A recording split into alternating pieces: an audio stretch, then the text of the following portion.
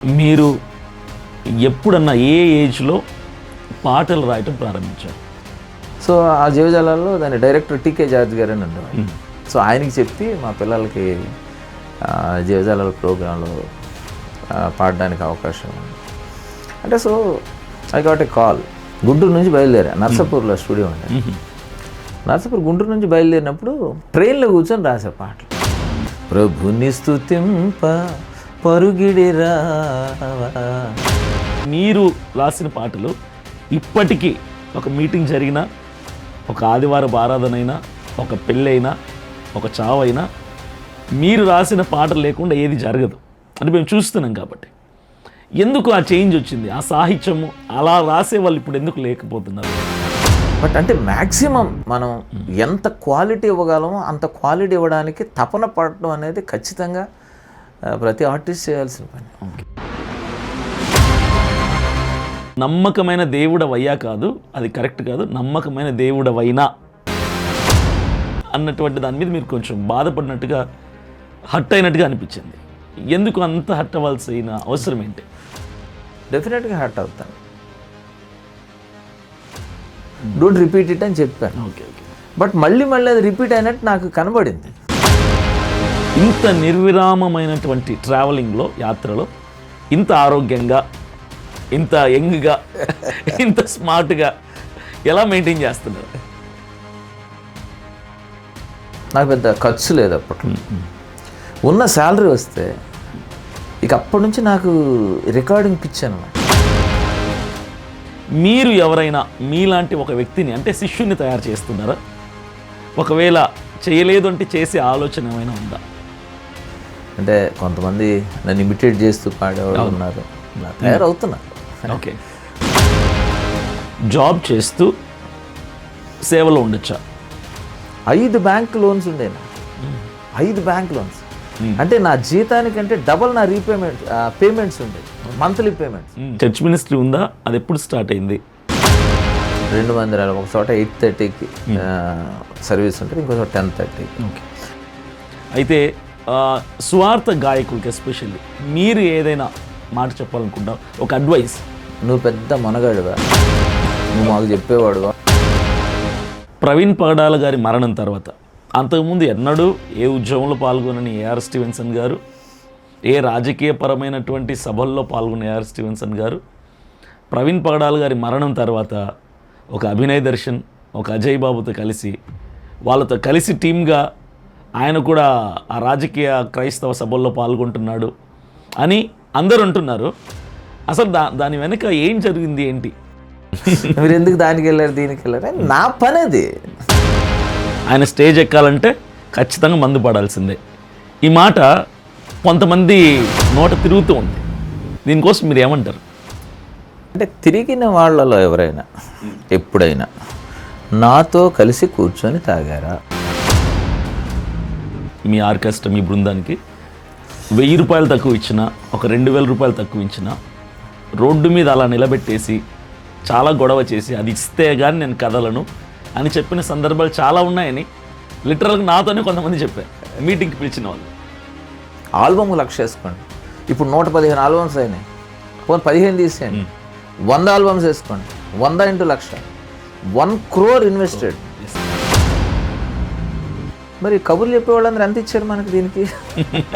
మీటింగ్కి డేట్ ఇచ్చి, చాలా లక్షలు ఖర్చు పెట్టుకుని మీటింగ్ చేసుకున్న వాళ్ళకి డేట్ ఇచ్చి, చివరి క్షణాల్లో చెప్పా పెట్టకుండా ఎగ్గొట్టేసి, వాళ్ళ ఫోన్ కూడా అందకుండా, ఫోన్ లిఫ్ట్ చేయకుండా కొన్ని సందర్భాల్లో మీరు చేశారన్నటువంటి మాట విన్నాను. ఫోన్ చేసి చెప్పండి, అసలు పరిస్థితి బాగాలేదు అంటే నేను అనుకున్నా అర్థం చేసుకుంటారు అవతల అనుకున్నా. ఏఆర్ స్టీవెన్సన్ మనం భరించలేం, వీళ్ళని పిలుచుకున్నా కూడా ఆయన వచ్చినట్టే అనుకుంటారు జనాలు అని వాళ్ళని పిలిపిస్తున్నారు. అంటే మిమ్మల్ని రీప్లేస్ చేయడానికి ట్రై చేస్తున్నారు. అంటే మీరు వాళ్ళని ఎంకరేజ్ చేస్తారా? మీ అభిప్రాయం ఏంటి? పిల్లి మొగ్గలేసిన, తపస్సులు చేసిన మీరు నాకులాగా పాడలేరు.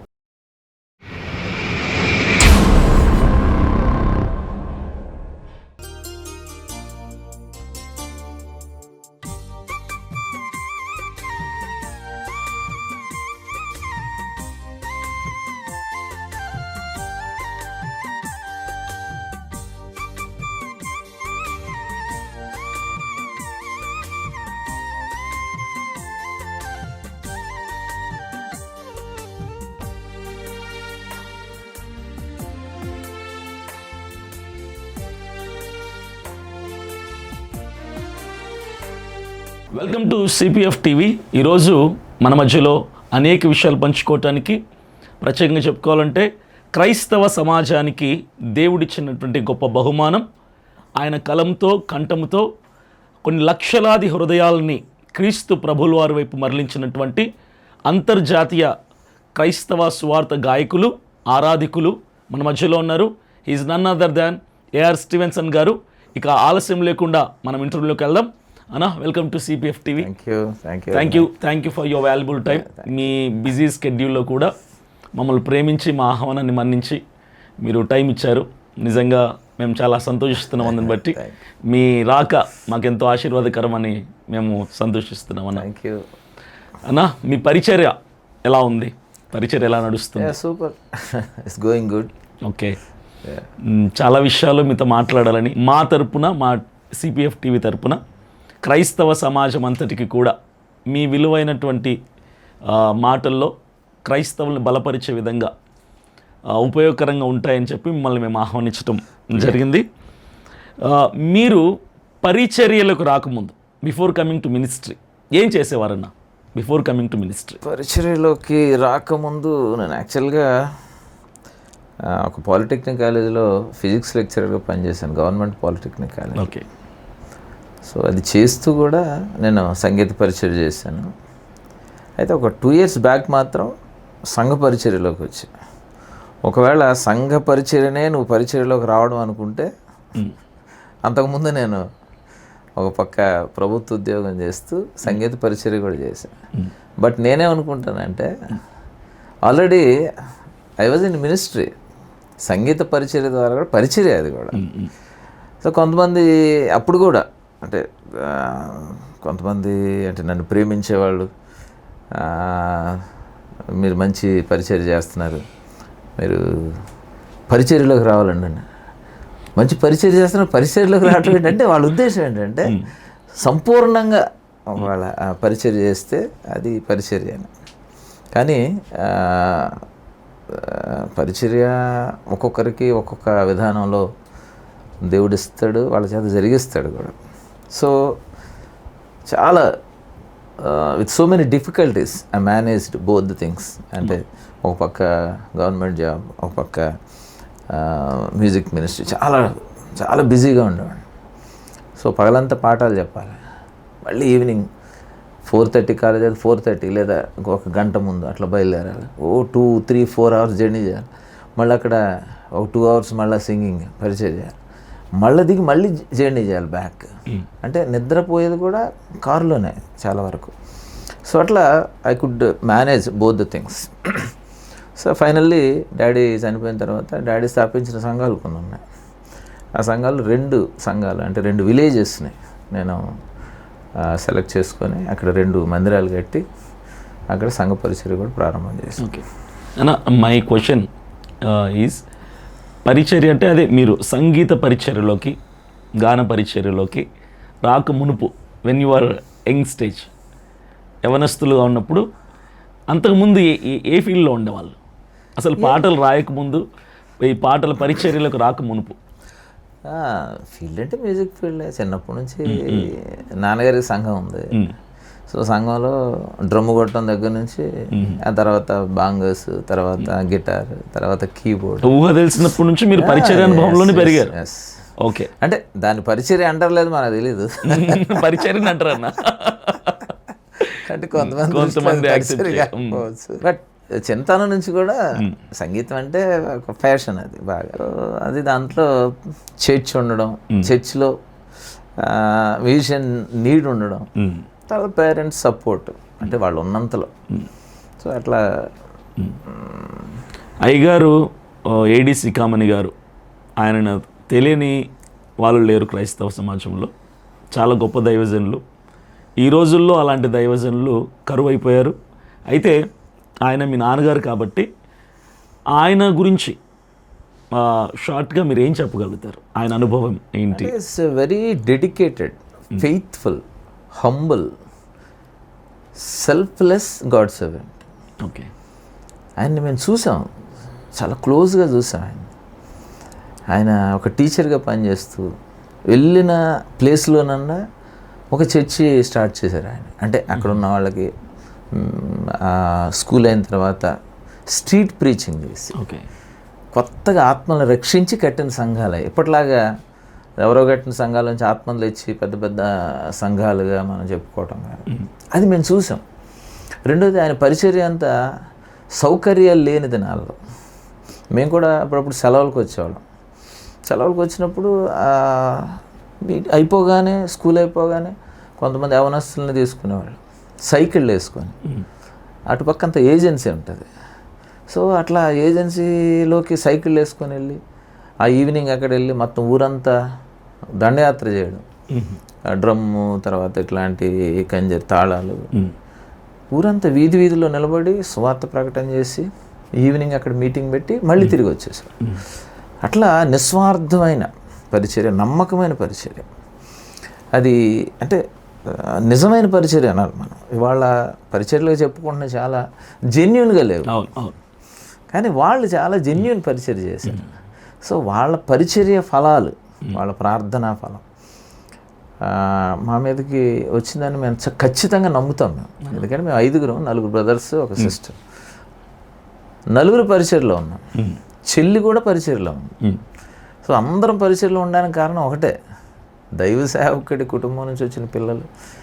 కొన్ని కుటుంబాల్లో అంటే వాళ్ళు వేరే వేరే ఫీల్డ్స్లోకి వెళ్తారు, లేకపోతే అంతగా తల్లిదండ్రుల లెగసీని కంటిన్యూ చేయలేకపోవచ్చు. కానీ దేవుడు మాకు ఆ గ్రేస్ ఇచ్చాడు. దానికి కారణం ఏంటంటే మా తల్లిదండ్రుల ప్రార్థన కానీ డాడీ చేసిన పరిచర్య. మీ నాన్నగారు 5 మంది పిల్లలు ఉన్నారు కదా, 4 అబ్బాయిలు 1 అమ్మాయి. ఎవరిని ఎక్కువగా ఇష్టపడే వాళ్ళు ఆయన? అంటే ఆయన కనబడరు. అంటే తల్లిదండ్రులు ఎవరిని ప్రేమిస్తారో కనబడరు. అంటే ఆయన నేను బాగా వాడబడేటప్పుడు కూడా నా ఎదురుగా ఆయన ప్రైజ్ చేసేవాళ్ళు కాదు. ఓకే. మెనీ టైమ్స్ నా వెనకాల అంటే ఆయన పక్కన ఉన్న వాళ్ళు తర్వాత చెప్పేవాళ్ళు, మొన్న డాడీ ఇలా అన్నారు నీ గురించి ఇట్లా కనుక ఆయన అంటే ఆయన మనసులో ఉన్నది మనం చెప్పలేము. అందరినీ ఈక్వల్గా ప్రేమించారు. ఎవరికి అవసరం ఉందో దాన్ని బట్టి వాళ్ళకి చేసేవాళ్ళు. అన్న ఈ రోజుల్లో, ఈ జనరేషన్లో, ఈ 2025లో మనం చూస్తున్నాం సేవ సంఘాలు, పరిచర్య క్రమం అంతా కూడా. అలాంటి సేవకులు, ఆ రోజుల్లో ఆయన లాంటి సేవకులు అలాంటి పరిచర్య, నిస్వార్థమైన పరిచర్య, సదుపాయాలు, వసతులు, సౌకర్యాలు లేని టైంలో వాళ్ళు చేసిన పరిచర్య, అలాంటి సేవా క్రమం ఈ రోజుల్లో ఉందంటారా? అంటే ఆల్మోస్ట్ కనబట్టలేదు. ఎక్కడ కనబట్టలేదు. ఓకే. అంటే సేవ అనేదానికి కానీ పరిచర్య అనేదానికి అర్థాలు మార్చేశారు ఈరోజు. ఇప్పుడు అంటే ఎక్కువ ఈ ప్రాస్పెరిటీ టీచింగ్స్ అంటే ఆశీర్వాదాల బోధలు ఎక్కువైపోయిన తర్వాత అంటే ఎవరు ఎక్కువ సంపన్నంగా ఉంటే, ఎవరు ఎక్కువ అంటే ఆస్తులు కానీ లేకపోతే వాహనాలు ఇట్లాంటివి ఉంటే వాళ్ళు భక్తిపరులు అన్నట్టు, వాళ్ళు మంచి పాస్టర్లు అన్నట్టు ఒక ఒపీనియన్ చాలామంది ప్రజల్లో వచ్చింది. అది ఇప్పుడు మీరు అన్ని విషయాల్లో మీరు క్షమాభివృద్ధి కలిగి ఉండండి అని అంటే కేవలం అంటే మనం దాన్ని ఇప్పుడు స్పిరిచువల్ ప్రాస్పెరిటీ లేకపోతే ఫిజికల్ ప్రాస్పెరిటీని రెండింటినీ మనం ఒకవేళ కంపేర్ చేసి చూస్తే బయట చాలా భాగ్యవంతులుగా ఉన్న వాళ్ళందరూ స్పిరిచువల్గా వాళ్ళు బాగున్నట్టు కాకపోవచ్చు. అంటే ఆత్మీయ భాగ్యం అంటే కేవలం ఆశీర్వాదాలే కాదు, శ్రమలకు కూడా మనం ఈక్వల్గా దాన్ని యాక్సెప్ట్ చేయాలి, దాన్ని అనుభవించాలి. అది అన్ని విషయాల్లో అభివృద్ధి, క్షేమాభివృద్ధి అంటే. సో ఆల్మోస్ట్ కనబట్టలేదు. అది అయితే మీరు ఎప్పుడన్నా ఏ ఏజ్లో పాటలు రాయటం ప్రారంభించారు? అంటే ఐ డోంట్ రిమెంబర్ ఎగ్జాక్ట్లీ. నేను అంటే ఇంటర్మీడియట్లో అనుకుంటా, ఇంటర్మీడియట్లో డిగ్రీలోను నేను గుంటూరు ఏసీ కాలేజీలో చదివేవాడిని. ఆల్మోస్ట్ వీక్లీ లేకపోతే ఒక 2 వారాలకు ఒకసారి విజయవాడ వచ్చింది. విజయవాడలో మా చిన్నాన్న అంటే నాన్నగారి ఓన్ బ్రదర్ ఇక్కడ పరిచయం చేసి, ఆయన కూడా అంతే ఆర్టీసీలో జాబ్ చేస్తూ ఇక ప్రతిరోజు ఎక్కడో చోట మీటింగ్, బయటకు వెళ్ళడం. అప్పట్లో హార్మోనియం, డోలక్, చిన్న బాంగోస్ అవే ఉండేవి. అది బాగా ఇష్టంగా ఉండేది మాకు. మేము మా కజిన్స్, మేము అందరం, ఇంకా కొంతమంది యూత్ అలా వెళ్ళిపోవడం, అక్కడ ఏర్పాట్లు చేయడం, పాటలు పాడడం. ఆ టైంలో ఏదో 1-2 పాటలు రాశాను నేను. అంటే ఆ పాటలని తర్వాత రికార్డ్ చేయలేదు కానీ రాశాను. అది అయిన తర్వాత డిగ్రీలో ఉన్నప్పుడు డాడీ జీవజాలాల్లో మాట్లాడేవాడు. ఆ జీవజాలాల ద్వారా డాడీ బాగా ఆయన వాయిస్ ప్రజల్లోకి వెళ్ళింది. ఆయన బాగా పాపులర్. అక్కడ నుంచి ఆయన వెనక్కి తిరిగి చూసుకోవాలి. చాలా బాగా విపరీతంగా వాడబడ్డారు ఆయన. ఆ జీవజాలాల్లో ఆయన మాట్లాడేటప్పుడు అంటే ఆయనకి మమ్మల్ని ఎంకరేజ్ చేయాలి అన్న ఆలోచన ఉండేది ఆయనకి. ఆయన అక్కడక్కడ సభల్లో మమ్మల్ని రికమెండ్ చేసి తీసుకెళ్ళడం అట్లా. సో ఆ జీవజాలాల్లో దాని డైరెక్టర్ టీకే జార్జ్ గారు అని ఉండేవాడు. సో ఆయనకి చెప్పి మా పిల్లలకి జీవజాలాల ప్రోగ్రాంలో పాడడానికి అవకాశం ఉంది అంటే. So I got a call. అప్పుడు నేను గుంటూరు నుంచి బయలుదేరా. నర్సాపూర్లో స్టూడియో ఉండే. నర్సాపూర్ గుంటూరు నుంచి బయలుదేరినప్పుడు ట్రైన్లో కూర్చొని రాసే పాటలు. అప్పుడు ఏదో ప్యాసింజర్ ట్రైన్, చాలా చాలా టైం పట్టేది. అప్పుడు ఒక 2-3 పాటలు రాసి వెళ్ళేటప్పుడు రాసి అక్కడ వాటిని పాడాను నేను. అది that is my first journey of writing. అది అన్న మీకు గుర్తుందా ఫస్ట్ మీరు రాసిన పాట, అంటే ప్రజల్లోకి వచ్చిన పాట? అంటే అలా చెప్పలేను నేను. అంటే ఏమైందంటే కొన్ని రాసిన వాటిని ఫస్ట్ రికార్డ్ చేసలేదు. ఫస్ట్ రాసిన పాటలు తర్వాత ఎప్పుడో రికార్డ్ అయింది. రికార్డ్ చేసేటప్పుడు అప్పుడేదో రాసి అప్పుడు రికార్డ్ చేసి, సో ఏది ఫస్ట్ అనే చెప్పలేను నేను. బట్ కొన్ని సాంగ్స్ ఫస్ట్ రాసి, అందులో యుగముల పర్యంతం అని, ప్రభుని స్తుతింప, ఇవి అట్ వెరీ బిగినింగ్. ఇప్పుడు అవి జీవస్వరాలు ఫస్ట్ వాల్యూమ్లో ఉంటాయి ఆ పాటలు. యుగముల పర్యంతము నా స్తోత్రముల కర్హుడు, హేమజాన్ గారితో పాడించే తర్వాత ప్రభుని స్తుతింప పరుగిడి రావా, ప్రణుతింపగను ప్రేమతో రావా. ఆ తర్వాత నా అంటే కొంచెం సాక్ష్యంలాగా రాసిన పాట ఒకటి, అప్పుడు బాగా అది పాపులర్ ఉండేది. ఇంతటి ప్రేమను వింతగా చూపను ఎంతటి వాడనయ్యా, సంతసముందుచు జీవితమంతయు స్తోత్రము చేతునయ్యా.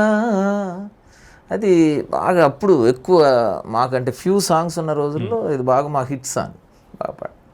ఈ తర్వాత ఇంకా ఆల్బమ్స్ చేస్తున్న తర్వాత ఒకటి హిట్స్ రావడం, ఇంకా నెంబర్ ఆఫ్ సాంగ్స్ పెరిగిపోవడం, అందులో ప్రజలకు నచ్చే సెలెక్టివ్గా స్టేజ్ మీద పాడడం జరుగుతుంది.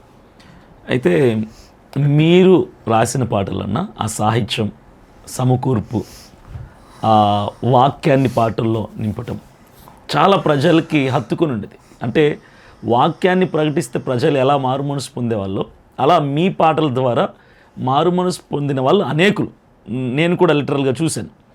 అయితే ఈ రోజుల్లో మంచి హిట్ సాంగ్స్ వస్తున్నాయి, బాగా ప్రజలకు రీచ్ అవుతున్నాయి, కానీ ఒక 5 to 10 months లోపల ఆ పాటను మర్చిపోతున్నారు.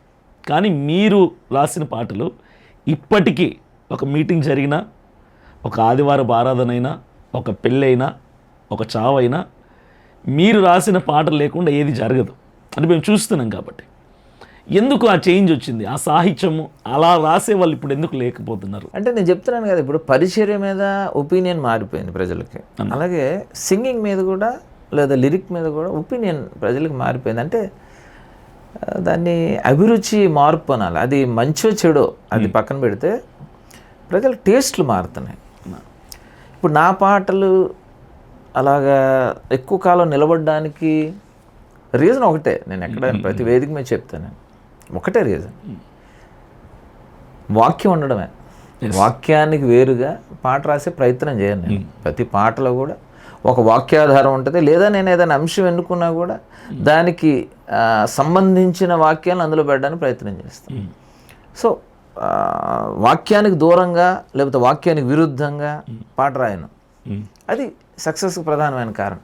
ఇంకోటి కొన్ని సెన్సిటివ్ ఇష్యూస్ ఉంటాయి, ఇప్పుడు కొన్ని డాక్ట్రిన్స్ ఉంటాయి, ఆ డాక్ట్రిన్స్ జోలికి పోను నేను. ఇప్పుడు పరిశుద్ధాత్మ గురించి రాయాల్సిన అవసరం, పరిశుద్ధాత్మ మీద భిన్నాభిప్రాయాలు ఉన్నాయి. అవును అవును, ఒక్కొక్క డినామినేషన్కి ఒక్కొక్క. సో అట్లాంటి వాటి రాసేటప్పుడు నేను వెరీ సెన్సిటివ్గా ఆ లోపలికి పోకుండా ఎవరిని హర్ట్ చేయకుండా దాన్ని రాయడానికి ప్రయత్నం చేస్తాను. అది ఒకటి, వాక్యం ఉండడం ప్రధానమైన కారణం. అయితే రెండోది, పాటకి పాట లక్షణాలు ఉండాలి. పాట కొన్ని లక్షణాలు ఉన్నాయి, ఒక లెంగ్త్ ఉంటుంది, దాంట్లో మాత్రలు అంటారు, అవి సరిపోవాలి. ఇప్పుడు మొదటి చరణంలో మొదటి లైన్లో ఒక లెంగ్త్ ఉంది, ఇన్ని అక్షరాలు ఇన్ని మాత్రలు ఉన్నాయి. రెండో చరణం ఆ మొదటి లైన్లో అంతే ఉండాలి లెంగ్త్. అలా లెంగ్త్ కరెక్ట్. అప్పుడు దాన్ని ఏమంటారంటే పదాలు అంటారా? అది కాదు, పాటలో పదాలు కూర్చోవడం అది జరుగుతుంది ఎగ్జాక్ట్గా. తర్వాత ప్రాస ఉండాల్సిందే ఖచ్చితంగా. అంటే కొన్ని చోట్ల ప్రాస వస్తే అందం వస్తుంది పాట వింటున్నప్పుడు అందంగా వినపడుతుంది పాట. సో ఇట్లాంటి కొన్ని పాట లక్షణాలు ఉన్నాయి. దానికి ఒక సబ్జెక్ట్ ఉండాలి, అంశం ఉండాలి, తర్వాత అడ్రస్సింగ్ ఉండాలి. ఒక అంశాన్ని ఎత్తుకున్నప్పుడు అంశం మీదే పాట వెళ్ళాలి, కానీ మనం గుర్తొచ్చినప్పుడల్లా అంశాన్ని మార్చేసుకుంటూ వెళ్ళకూడదు. తర్వాత అడ్రస్సింగ్ స్థిరంగా ఉండాలి. కొన్ని పాటలు ఉంటాయి దేవుడిని అడ్రస్ చేసి రాస్తాం, దేవా నువ్వు గొప్పడు నేను ఆరాధిస్తున్నాను. ఇంకొక పాట ఉంటుంది మనుషులను అడ్రస్ చేస్తూ రాస్తాం, రక్షణ గురించో లేకపోతే ఇంకేదో వాళ్ళని మోటివేట్ చేయడము, వాళ్ళని ధైర్యపరిచే పాటలు, అది మనుషులను అడ్రస్ చేస్తాం. కొన్ని పాటలు ఉంటాయి మనకు మనం అడ్రస్, నా ప్రాణమా. సో ఏదో పాటలో ఒక అడ్రస్సింగ్ ఉండాలి. పల్లవిలో దేవుడితో మాట్లాడి చరణంలోనేమో ఎదుటితో మాట్లాడి రెండో చరణంలో నీతో నువ్వు మాట్లాడుకుంటే కన్ఫ్యూజన్. అది అంటే అది కరెక్ట్ కాదంటారు అలా రాయటం. అంటే ఎట్లా దాన్ని సమర్థిస్తాం మనం? ఇప్పుడు దేవుడితో మాట్లాడుతూ సడన్గా నీతో నేను ఎలా మాట్లాడతాను? దేవుడు మనం ప్రైజ్ చేస్తున్నాను, ఆయన గొప్పతనాన్ని అడుగుతున్నాను, సడన్గా నీ దగ్గరికి నేను ఎట్లా అడ్రస్ చేయను నేను? మళ్ళీ అంతలోకి వచ్చి ప్రాణమా అని ఎట్లా చెప్తాను నేను? అంటే అది పల్లవి చరణాలు మనం ఏ కంటెంట్ తీసుకుంటామో దాని మీదనే కొనసాగాలి. అంతే కదా, అంశం స్థిరంగా ఉండాలి, సంబోధన కూడా స్థిరంగా ఉండాలంటాను నేను. అప్పుడు ఆ పాట కనెక్ట్ అవుతాం మనం. అది ఇప్పుడు దేవుడి మీద రాసు, మనసున్న మంచి దేవా నీ మనసును నాకు ఇచ్చావా, దేవుడికి చెప్తున్నాం దేవా నీ మనసు ఇచ్చావని. చివరి వరకు ఇప్పుడు చివరి చరణంలో ఏముంటుంది, నిండు మనసుతో నిన్ను ఆశ్రయించితి, దీన మనసుతో నీ కడ శిరము వంచితి. అక్కడ కూడా అడ్రస్సింగ్ దేవుడి గురించే, కానీ అక్కడ ఎవరి గురించి, మన గురించి మాట్లాడుతున్నా. అంటే అప్పుడు ఒకవేళ నువ్వు అన్నట్టు అవసరమా అని అనుకుంటే అప్పుడు ఏం మాట్లాడాలంటే, నా మనసా నీవు దేవుణ్ణి ఆశ్రయించావు అని మారిపోతుంది, అంశం మారిపోయినట్టుగా. సో ఓకే, ఆ కంటెంట్ ఏదైనా కూడా అడ్రస్సింగ్ స్థిరంగా ఉన్నప్పుడే ఆ పాట కరెక్ట్గా పండుతుంది. ఓకే. ఆ తర్వాత ఇంకొక ఇదేంటి అంటే, నేను కామన్ ఆడియన్స్ని టార్గెట్ చేస్తాను. ఓకే. అంటే నేను కాంప్లికేటెడ్ సాంగ్స్ చేయగలను, అంటే ట్యూన్స్ ఒకటి, లిరిక్ ఒకటి, ఈ రెండు విషయాల్లో కామన్ ఆడియన్స్ని, అంటే ఒక ట్యూన్ని సింప్లిఫై చేసి విన్నప్పుడు ఒకసారి రెండుసార్లు విన్నప్పుడు ఎవరైనా నేర్చుకొని పాడుకో. టఫ్ ట్యూన్స్ కూడా చేస్తాం అప్పుడప్పుడు, ప్రయోగం కోసం చేశాను అట్లాంటివి. కొన్ని బాగా కాంప్లికేటెడ్ రాగాలతో కూడిన ఉంటాయి, ఆ నోట్స్ పలకటం కష్టం. సో అట్లాంటివి ఎప్పుడైనా అప్పుడప్పుడు చేస్తాం, కానీ ఎక్కువ భాగం ట్యూన్ వినగానే వాళ్ళు నేర్చుకొని రీప్రొడ్యూస్ చేయగలిగి ఉండాలి. రెండోది సాహిత్యం, సరళమైన సాహిత్యం, కాంప్లికేటెడ్గా లేకుండా. అంటే ఈ విషయంలో నేను కొన్నిసార్లు చెప్తాను, నేను ఇప్పుడు మనకి సరళ సాహిత్యం అంటే ఆధునిక క్రైస్తవ సాహిత్యానికి పితామహుడు డాక్టర్ ఏబి మాసిలమణి గారు. అంతకుముందంతా కొంచెం బరువైన పదజాలం ఉంటుంది.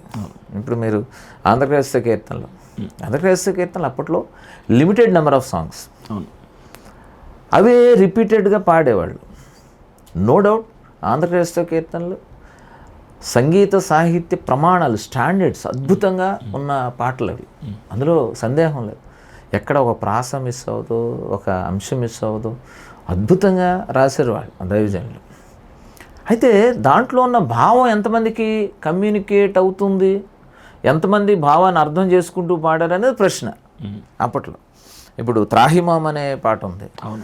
గవ్వ చేయరాని చెడ్డ కర్మేంద్రియాధీనుడనై రవ్వ పాలై నేనెంతో నెవ్వబుందితి తవ్వుచున్న కొలది పెరుగు తరుగదు నా పాపరాసి ఈ విధముగా చెడిపోతిని నేమి చేతును హో గవ్వ చెయ్యరాని చెడ్డ కర్మేంద్రియాధీనుడనే రవ్వ పాలై నేనెంతో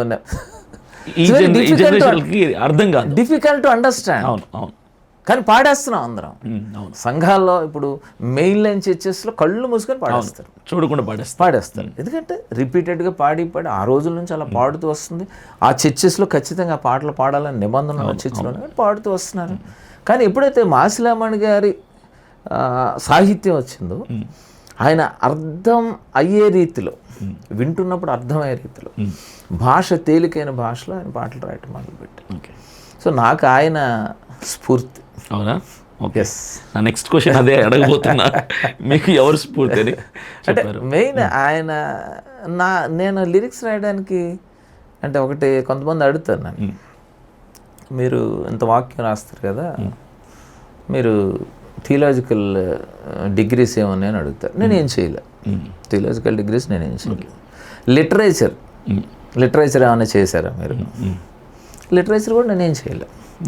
మరి సాహిత్యానికి సంబంధించిన లేకపోతే బైబిల్కి సంబంధించిన ఏ డిగ్రీలు ఏ చదువు లేనప్పుడు ఎలా రాయగలుగుతున్నారు? అంటే ఒక కారణం నేనేం చెప్తానంటే అబ్జర్వేషన్. ఇది ఖచ్చితంగా పరిశీలన అనేది చాలా అవసరం. ఇవాళ మ్యూజిషియన్స్ కానీ లిరిసిస్టులు కానీ పరిశీలన కావాలి. అన్ఫార్చునేట్లీ ఈ రోజులో ఉన్న కళాకారులు పరిశీలనకు వాళ్ళకి టైం లేదు. పరిశీలిస్తారు, వాళ్ళదాళ్లే పరిశీలించుకుంటారు, కానీ వాళ్ళకంటే సీనియర్ చేసిన ఒక వర్క్ని కానీ ఒక సీనియర్ సింగర్ పాడిన విధానం ఏం పరిశీలన ఉండదు వాళ్ళు. బట్ ఐ డిడ్ దట్, నేను చేశాను. మాసిలామణి గారు ఇప్పుడు ఒక్కొక్కళ్ళ దగ్గర ఒక్కొక్క, మొంగమూరి దేవదాస్ గారు ఉన్నారు, బైబిల్ మిషన్, ఆయన రచన చూసినప్పుడు ఒక యాంగిల్లో ఆశ్చర్యం వేసేది నాకు. ఒక పాటలో ఆయన 120కి పైగా చరణాలు రాశారు ఒక్క పాటలో. మళ్ళీ ఎక్కడ సబ్జెక్ట్ మిస్ అవ్వదు, అన్ని చరణాలు రాసిన. నేను 3 చరణాలు 4 చరణాలు రాయడానికి గించుకుంటాం మనం, ఎక్కడ డివియేట్ అయిపోతాం. అంటే ఒక్కొక్కళ్ళ దగ్గర ఇదే అనమాట. వాళ్ళు పాటల్లో ఒకలాంటి ధైర్యాన్ని, ఒకలాంటి విశ్వాసాన్ని, అంటే పాటల ద్వారా కమ్యూనికేట్ చేశారని. ఇవాళ అంటే పాటల గురించి కొంతమందికి కొంచెం చిన్న చూపు ఉంది.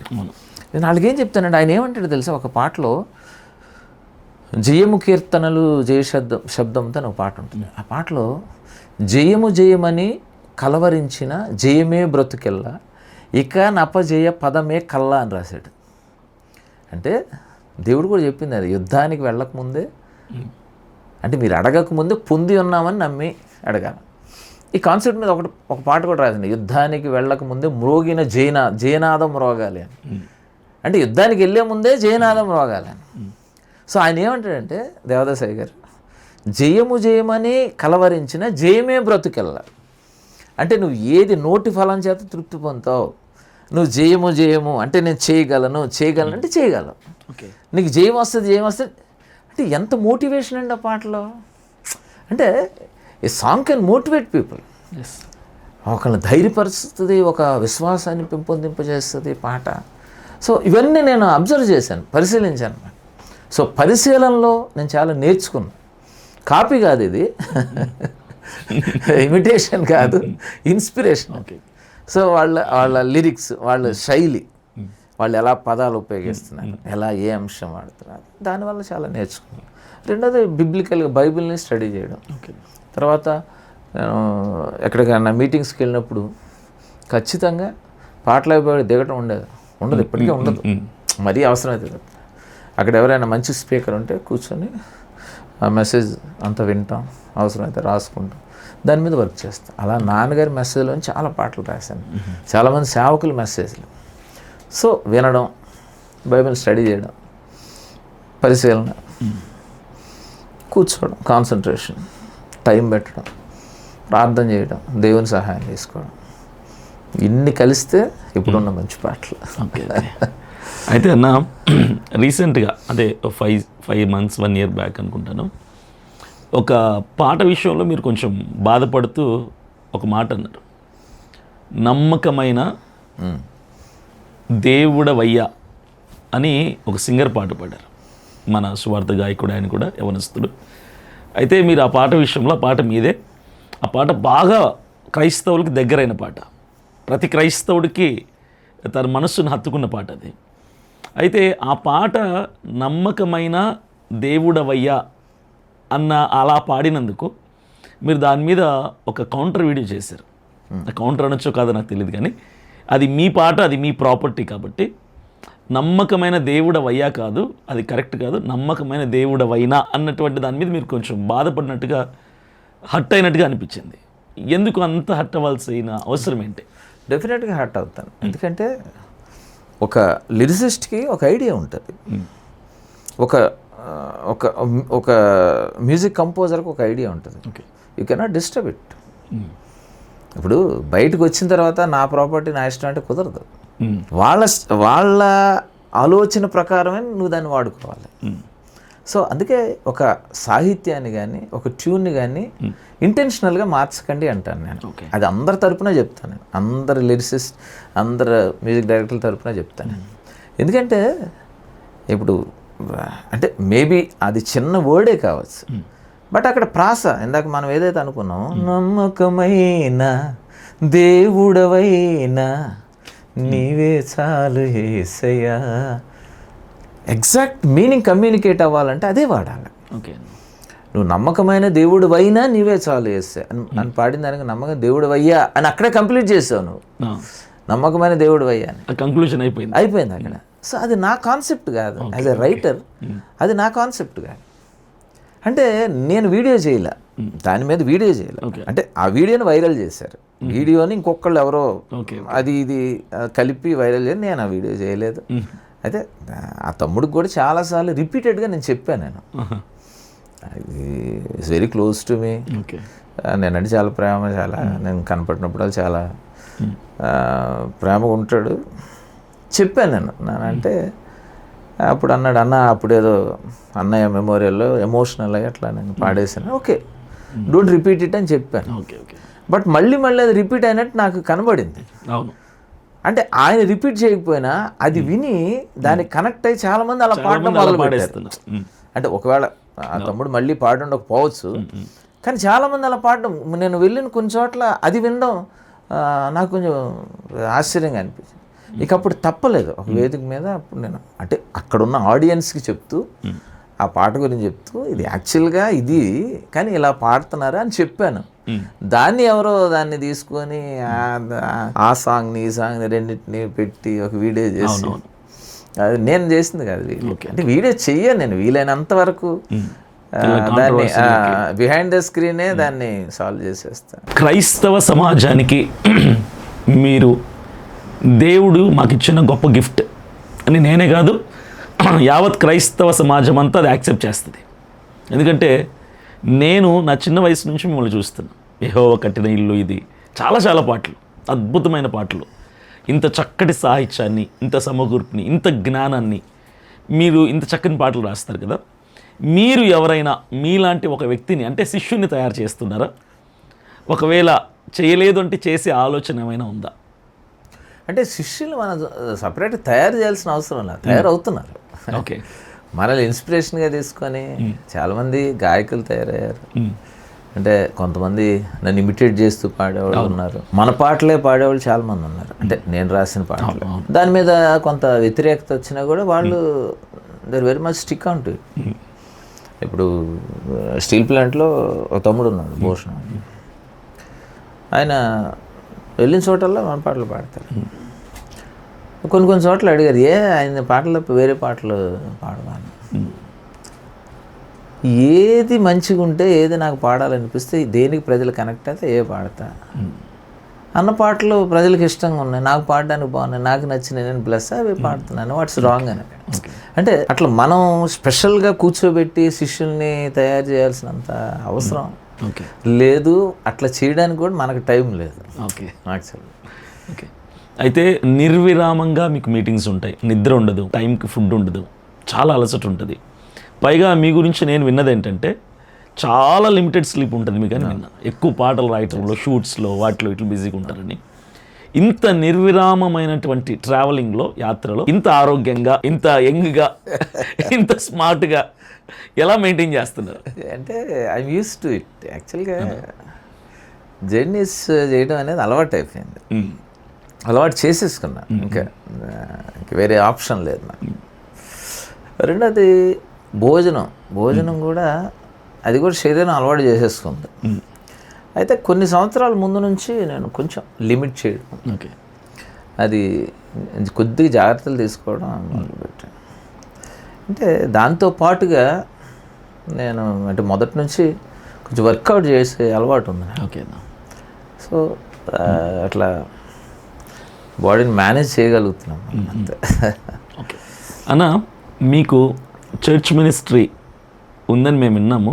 చర్చ్ మినిస్ట్రీ ఉందా? అది ఎప్పుడు స్టార్ట్ అయింది? అందులో మీరే పాస్టర్గా ఉన్నారా లేదంటే ఎవరన్నా పాస్టర్ని పెట్టారు? అంటే డాడీ ఆయన పరిచయం చేసినప్పుడు జంగారెడ్డిగూడలో మెయిన్ 2 సంఘాలు. ఓకే. నాన్నగారు స్థాపించారు? నాన్నగారు స్థాపించారు 2 సంఘాలు చుట్టుపక్కల విలేజెస్లో.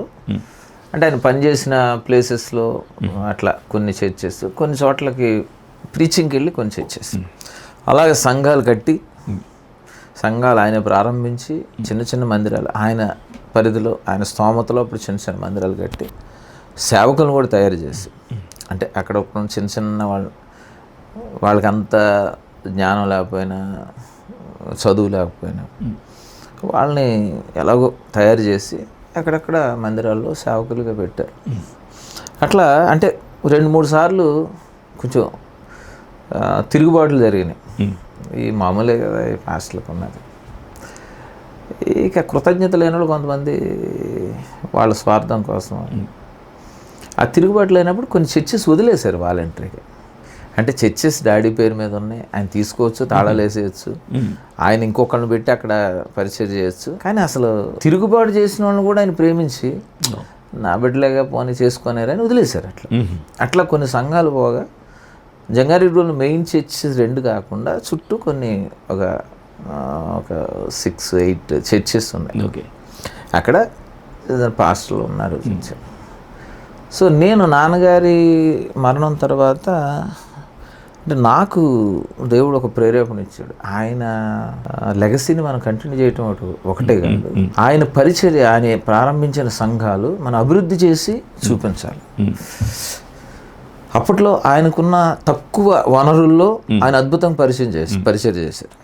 ఇప్పుడు మనకి కొంచెం సామర్థ్యం ఉంది, వనరులు ఉన్నాయి, టెక్నాలజీ ఉంది.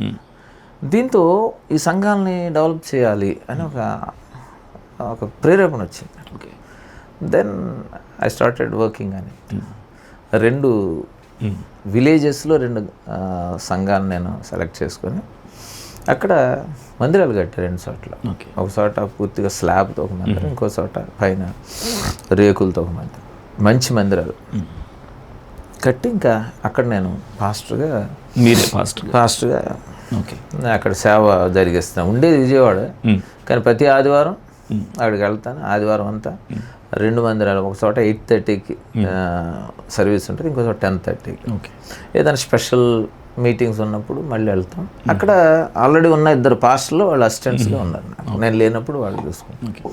అయితే చాలామంది పాస్టర్స్కి, అలాగే ఇప్పుడు అప్కమింగ్ పాస్టర్స్ ఎవరైతే ఉన్నారో వాళ్ళకు ఉన్నటువంటి ఒక డౌట్ ఏంటంటే, జాబ్ చేస్తూ సేవలో ఉండొచ్చా అన్నటువంటి ఒక ప్రశ్న ఉంది. కొందరు చేయకూడదు అంటారు, కొంతమంది చేయొచ్చు అని చెప్తారు. ఈ ప్రశ్న మిమ్మల్ని ఎందుకు అడుగుతున్నా అంటే, మీరు జాబ్ చేస్తూ కూడా సంగీత పరిచర్లో, గాన పరిచర్లో ఉన్నారు కాబట్టి మీ ఒపీనియన్, మీ అనుభవంలోంచి మీరు ఏం చెప్తారు సమాధానం? డెఫినెట్గా జాబ్ చేస్తూ పరిచర్య ఎందుకు చేయకూడదు? డెఫినెట్గా చేయొచ్చు, నేను చేశాను కదా. అది అంటే వాక్యానుసారంగా తప్పేం కాదంటారా? ఎట్లా తప్పు అవుద్ది? అంటే ఇప్పుడు నేను అంటే ఈ వాక్యపు లోతుల్లోకి అంత వెళ్ళను నేను. ఎందుకంటే ప్రతిదానికి ఏదో ఒక కాంట్రవర్సీ క్రియేట్ చేసేవాళ్ళు ఉంటారు. అంటే మనం చేసింది కరెక్ట్ కాదని నేను చెప్పగలను. డెఫినెట్గా ఉద్యోగం చేస్తూ పరిచయం చేయడం అనేది దాన్ని నేను సమర్థించుకోగలను. ఉద్యోగం చేస్తూ చేశాను కాబట్టి ఇన్ని ఆల్బమ్స్ చేయగలిగాను నేను. Otherwise I can't do. ఎట్లా చేస్తాను నేను? Financial support. ఒక ఆల్బము కనీసం అప్పట్లో మొట్టమొదట ఎప్పుడు ఆల్బమ్ చేసినప్పుడు అది ఎంతో 40,000 30,000 అట్లా 8 పాటలు, తర్వాత 1,00,000 అట్లా. ఇప్పుడు ఒక పాట చేయాలంటే 1,00,000 అవుతుంది. ఎట్లా చేయగలిగా ఇన్ని ఆల్బమ్స్? ఎవ్వరు చేయలేని నెంబరు అవును. నేను రీచ్ అయ్యానంటే నాకు ఉద్యోగం ఉంది కాబట్టి. నేను హైదరాబాద్, నా ఫస్ట్ అపాయింట్మెంట్ హైదరాబాద్ వెళ్ళినప్పుడు అప్పట్లో నా శాలరీ 3,000 చేంజ్ అనుకుంటా. అప్పుడు మా చిన్నవాళ్ళ ఇంట్లో ఉండేవాడు నేను. నాకు పెద్ద ఖర్చు లేదు అప్పట్లో. ఉన్న శాలరీ వస్తే ఇక అప్పటి నుంచి నాకు రికార్డింగ్ పిచ్చి అనమాట. రికార్డింగ్ చేయాలి, అట్లా ఉద్యోగం ఏదో కాస్త డబ్బులు వచ్చినాయి కదా, అట్లా వచ్చినప్పుడల్లా ఏదో ఒకటి ప్లాన్ చేసేయడం, ఏదో రికార్డింగ్ చేయటం. అనుభవం లేకపోవడం వల్ల చాలాసార్లు చేసింది మళ్ళీ చేసి రికార్డింగ్స్ పాడైపోవడం, సాటిస్ఫైడ్ అవుట్పుట్ రాకపోవడం, అసలు కాంప్రమైజ్ అయ్యేవాడిని కాదు. అప్పుడు స్పూల్ టేప్స్ ఉండే, ఆ స్పూల్ టేప్స్లో రికార్డ్ చేసి అది క్యాసెట్లో రికార్డ్ చేసుకొని రికార్డింగ్ చేసి తెచ్చి వినేవాడిని. బాగా విని నాకు నచ్చకపోతే ఆ స్పూల్ తీసుకొచ్చి మొత్తం టేప్ అంతా లాగేసి అంటించేసారు. అంత కసి, అంటే పర్ఫెక్షన్ మొదటి నుంచి అంతే. ఇప్పటికి కూడా ఆ పర్ఫెక్షన్ కోసం ఉన్న ఆ తప్పన ఇంకా పోలా నాకు. ఎప్పటికి కూడా ఏదన్నా రికార్డింగ్ బాగాలేకపోతే మళ్ళీ దాన్ని చేసి మళ్ళీ చేయడం, వాయిస్ బాగాలేకపోతే మళ్ళీ చేయడం. బట్ అంటే మ్యాక్సిమం మనం ఎంత క్వాలిటీ ఇవ్వగలమో అంత క్వాలిటీ ఇవ్వడానికి తపన పడటం అనేది ఖచ్చితంగా ప్రతి ఆర్టిస్ట్ చేయాల్సిన పని. సో అందువల్ల అప్పుడు ఏమయ్యేది, నేను అప్పుడు గవర్నమెంట్ జాబ్ కదా అది. సో గవర్నమెంట్ జాబ్ కాబట్టి మాకు ఎట్లుండేదంటే బ్యాంక్ లోన్స్ ఇచ్చేవాళ్ళు బాగా. ఒక బ్యాంకు 2 బ్యాంకు, వేరే దేనికోసం కాదు, కేవలం క్యాసెట్ చేయడానికి, పాటలు రికార్డ్ చేయడానికి. నాకు వేరే ఖర్చు లేదు. నా కలీగ్స్ అందరూ అప్పట్లో నెలకి 200-300 కడితే ఇక్కడ వనస్థలపురం, ఎల్బీ నగర్లో మంచి ప్లాట్లు ఉండేవి. అందరూ ఆ స్కీమ్ ఏంటి నువ్వు నాకు ఆ డబ్బులు పెడితే ఇంకో కొన్ని పాటలు చేయొచ్చు, ఇదే ఆలోచన. అట్లా ఒక దశలో నేను 5 బ్యాంక్ లోన్స్ ఉండే నాకు. 5 బ్యాంక్ లోన్స్ అంటే నా జీతానికంటే డబల్ నా పేమెంట్స్ ఉండే, మంత్లీ పేమెంట్స్. అంత పిచ్చి అన్నమాట. నాకు పెళ్ళికి వచ్చిన బ్రేస్లెట్ ఏదో నాకు ఇంకా రిమెంబర్ దట్ 8,000 తాకట్టు పెట్టాను నేను మ్యూజిక్ కోసం. 8,000 తాకట్టు పెట్టి ఆ 8,000 రీపే చేయలేక వదిలేశాను నేను దాన్ని. అంటే అంత ఉంది వెనక శ్రమ, ప్రజలకు అర్థం కాదు అది. అంటే అంత పిచ్చిగా ఆ మ్యూజిక్ని కానీ నాకు ఇచ్చిన పరిచయాన్ని కానీ నేను ప్రేమించాను. అందుకనే దేవుడు తర్వాత ఇంకా మనం ఇప్పుడు నేను ఏదైనా ఆల్బమ్ చేయాలంటే చేసేయగలను, డబ్బు ఉండి కాదు, కానీ దేవుడు అలా ప్రొవైడ్ చేస్తాడు. అప్పుడు ఇబ్బందుల్లో కూడా నమ్మకంగా నేను పనిచేశాను, అదే ప్యాషన్తో ఉన్నాను. అప్పుడు నేను చాలా రోజుల వరకు సరైన 2-వీలర్ లేదు నా దగ్గర, సరైన కారు లేదు. బట్ గ్రాడ్యువల్లీ దేవుని పని చేశాను, దేవుడు ఇచ్చాడు, హ్యాపీ. అన్న, మీరు రాసిన వందలాది పాటల్లో మీకు బాగా మనసుకు దగ్గరైన పాట ఏదో ఒకటి ఉంటుంది కదా, ఒక్కటి, ఆ ఒక్క పాట ఏంటి? అట్లా చెప్పలేరా? అన్యాయం అయిపోతుంది. అంటే ఒక్కొక్క జానర్లో ఒక్కొక్క పాట నచ్చుతుంది. మనం ఎగ్జాక్ట్ ఇప్పుడు ఆడియన్స్ సైడ్ నుంచి కొన్ని పాటలు నేను అంటే ఒక్కొక్క జానర్లో ఇట్లా ఈ జానర్లో ఇది బెస్ట్ సాంగ్ అట్లా ఉంటుంది. కానీ నేను మొత్తం ఆల్టుగెదర్ 700 చిల్లర పాటల్లో మీకు బెస్ట్ సాంగ్ ఏదని చెప్పలేను నేను. I can't. అంటే ఒకటైతే ఇప్పుడు నాది సింఫనీ గాస్పుల్ టీమ్, దాని ఎయిమ్ ఏంటంటే గాస్పుల్ త్రూ మ్యూజిక్, సంగీతం ద్వారా సువార్త. ఆ కాన్సెప్ట్ మీద రాయాలని ఒక పాట రాశారు. అది ఇప్పుడు ఐ థింక్ 70 ఆల్బమ్స్ తర్వాత, ఐ థింక్ 70 చేంజ్ ఆల్బమ్స్. అది అంటే ఒక కోణంలో ద బెస్ట్ సాంగ్ అనుకుంటే. ఎందుకంటే నా పరిచర్య ఉద్దేశం ఏదైతే ఉందో, నాకు ఒక క్రైస్తవ సంగీతం, ఒక పాట గురించి ఎలాంటి ఆలోచన ఉందో, ఒక క్రైస్తవ పాట ఎలాంటి కార్యాలు చేయగలదో చేస్తుందో నా పరిచర్యలో, ఇవన్నీ పాటలు పెట్టాను. సో అది ఒక రకంగా మంచి పాట అని అనుకుంటా. అంటే మా కోసం చిన్న పల్లవి అది నేను అంటే కొన్ని ట్యూన్స్ దాన్ని నేను చేసేటప్పుడు ఏమనుకున్నానంటే ఇది అందరూ పాడలేరు, స్పెషల్ సాంగ్స్ పాడుకోవచ్చు అని అనుకొని చేసేదాన్ని. అది ఆ పాట నేను హమ్ చేస్తూ ఒకసారి కారులో ఎక్కడికో మీటింగ్కి వెళ్తున్నప్పుడు మాతో పాటు ఒక అసిస్టెంట్ ఉండేవాడు. మాత్రం నేను హమ్ చేస్తాం, ఆ పల్లవి అయ్యి హమ్ చేసిన తర్వాత అతను విన్నాడు. విని అన్న ఇది కొత్త పాట ట్యూన్ అన్నాడు. అవునన్నా అంటే అతను అన్నాడు, అన్న రిక్షా వాళ్ళు కూడా పాడేస్తారన్న ఈ పాట అన్నాడు. ఇది సేమ్ వర్డ్ అంటే కూడా పాడారు. నేను అనుకోవాలా ఇదేంటి ఇది, దీన్ని కొంచెం కాంప్లికేటెడ్ చేశాను నేను అంత. కానీ ఇప్పుడు ఏంటంటే అంటే ప్రజలందరికీ ఇష్టమైన పాటల్లో ఆ టాప్ 5లోనో టాప్ 3లోనో టాప్ 10లోనో ఈ పాట ప్రతి వాళ్ళకి తెలిసిన పాట అయిపోయినాను. నీ మాట నా పాటగా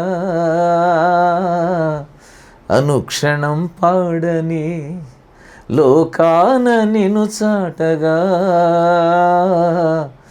నా స్వరం వాడని నా గీతం ఆత్మలను నీవైపే ఆకర్షించని ఆదరణ కలిగించి నీలోనే ప్రహర్షించని నీ మాట నా పాటగా అనుక్షణం పాడని. ఒక క్రైస్తవ పాట గురించి మీరు మాట్లాడాలంటే ఇదొక లెసన్, ఇదంతే. ఈ సాంగ్ ఒక లెసన్. నా ఫేవరెట్ సాంగ్ కూడా మీకు ఆల్రెడీ ఒకసారి చెప్పినట్టు నాకు చాలా ఇష్టమైన పాట, కొన్ని 100 సార్లు నేను ఉంటాను పాట. అది ఒక్కొక్క చరణంలో మీకు చాలా మెసేజ్ ఉంటుంది. ఏ చోట గళమెత్తిన నీ ప్రేమ ధ్వని పాడేటి ప్రతి పాట వినిపించుచున్నప్పుడే ఉద్రేకం అనే రేపక స్థిరమైన ఉద్యమం. అంటే కొన్ని పాటలు అంటే దాన్ని కరెక్ట్గా అర్థం చేసుకుంటే అర్థం అవుతుంది. కొన్ని పాటలు వింటున్నప్పుడే మీకు ఉద్రేకం వస్తుంది. అవును, ఆ పాట ఆ బీట్తోనో లేకపోతే ఏదో సంథింగ్ అయిపోద్ది. ఆ తర్వాత మీరు పాట అయిపోగానే గాలి తీసేసినట్టు అయిపోయి. కానీ ఒక క్రిస్టియన్ సాంగ్ అలా ఉండకూడదు. వినడం మానేసిన తర్వాత కూడా అది నేను హాంట్ చేయాలి, నేను వెంటాడాలి. అది ఒక క్రైస్తవ పాటకు ఉండాల్సిన లక్షణం. సో దాన్ని టార్గెట్ చేసి పాటలు రాయాలి లిరిసిస్టులు ఎవరైనా. చాలా మంచి మాట అన్న, నిజంగా మాట చాలా గుండెకి హత్తుకుంటున్న మాట అది. అయితే మీకు ఈ విషయం తెలుసో లేదో, ఇప్పుడు ఉన్నటువంటి రైటర్స్ పాటలు రాసేవాళ్ళు, నేను కూడా పాటలు రాస్తాను పాడతాను, చాలామంది మాలాంటి వాళ్ళు మీరు రాసిన పాటల సాహిత్యాన్ని 1కి 10 సార్లు చూస్తాం. ఎలా ఉంది సాహిత్యం, ఎలాంటి మాటలు వాడారు అని చాలాసార్లు చూస్తుంటాం. మాలాంటి యంగ్ జనరేషన్ సువార్త గాయకులు రైటర్స్ అందరికీ కూడా మీ పాటలు మీ సాహిత్యం చాలా ఇన్స్పిరేషన్ అన్న, చాలా ఇన్ఫ్లుయెన్స్ మీ పాటలు మాకు. అయితే సువార్త గాయకులకి ఎస్పెషల్లీ మీరు ఏదైనా మాట చెప్పాలనుకుంటా, ఒక అడ్వైస్ అంటే నేను అడ్వైజ్లు అని చెప్పనండి.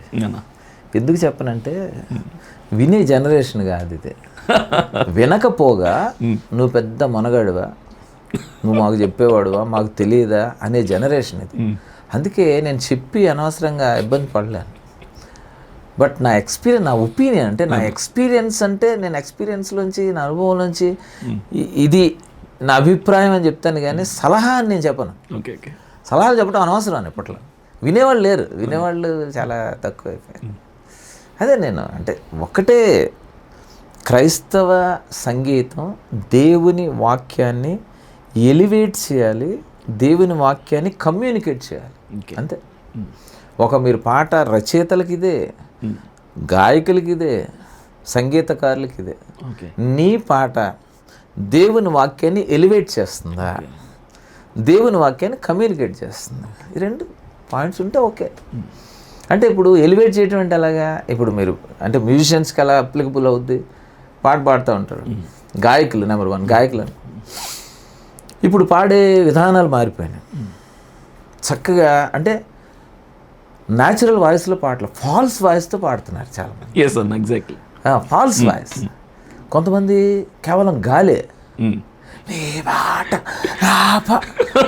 దే ఫీల్ ఇట్, అది అదేదో ఎక్స్ప్రెషన్ లాగా లేకపోతే అట్లా ఫీల్ అవుతూ ఫ్యాషన్ పాట అట్లా గాలి వస్తుంది కొంతమంది.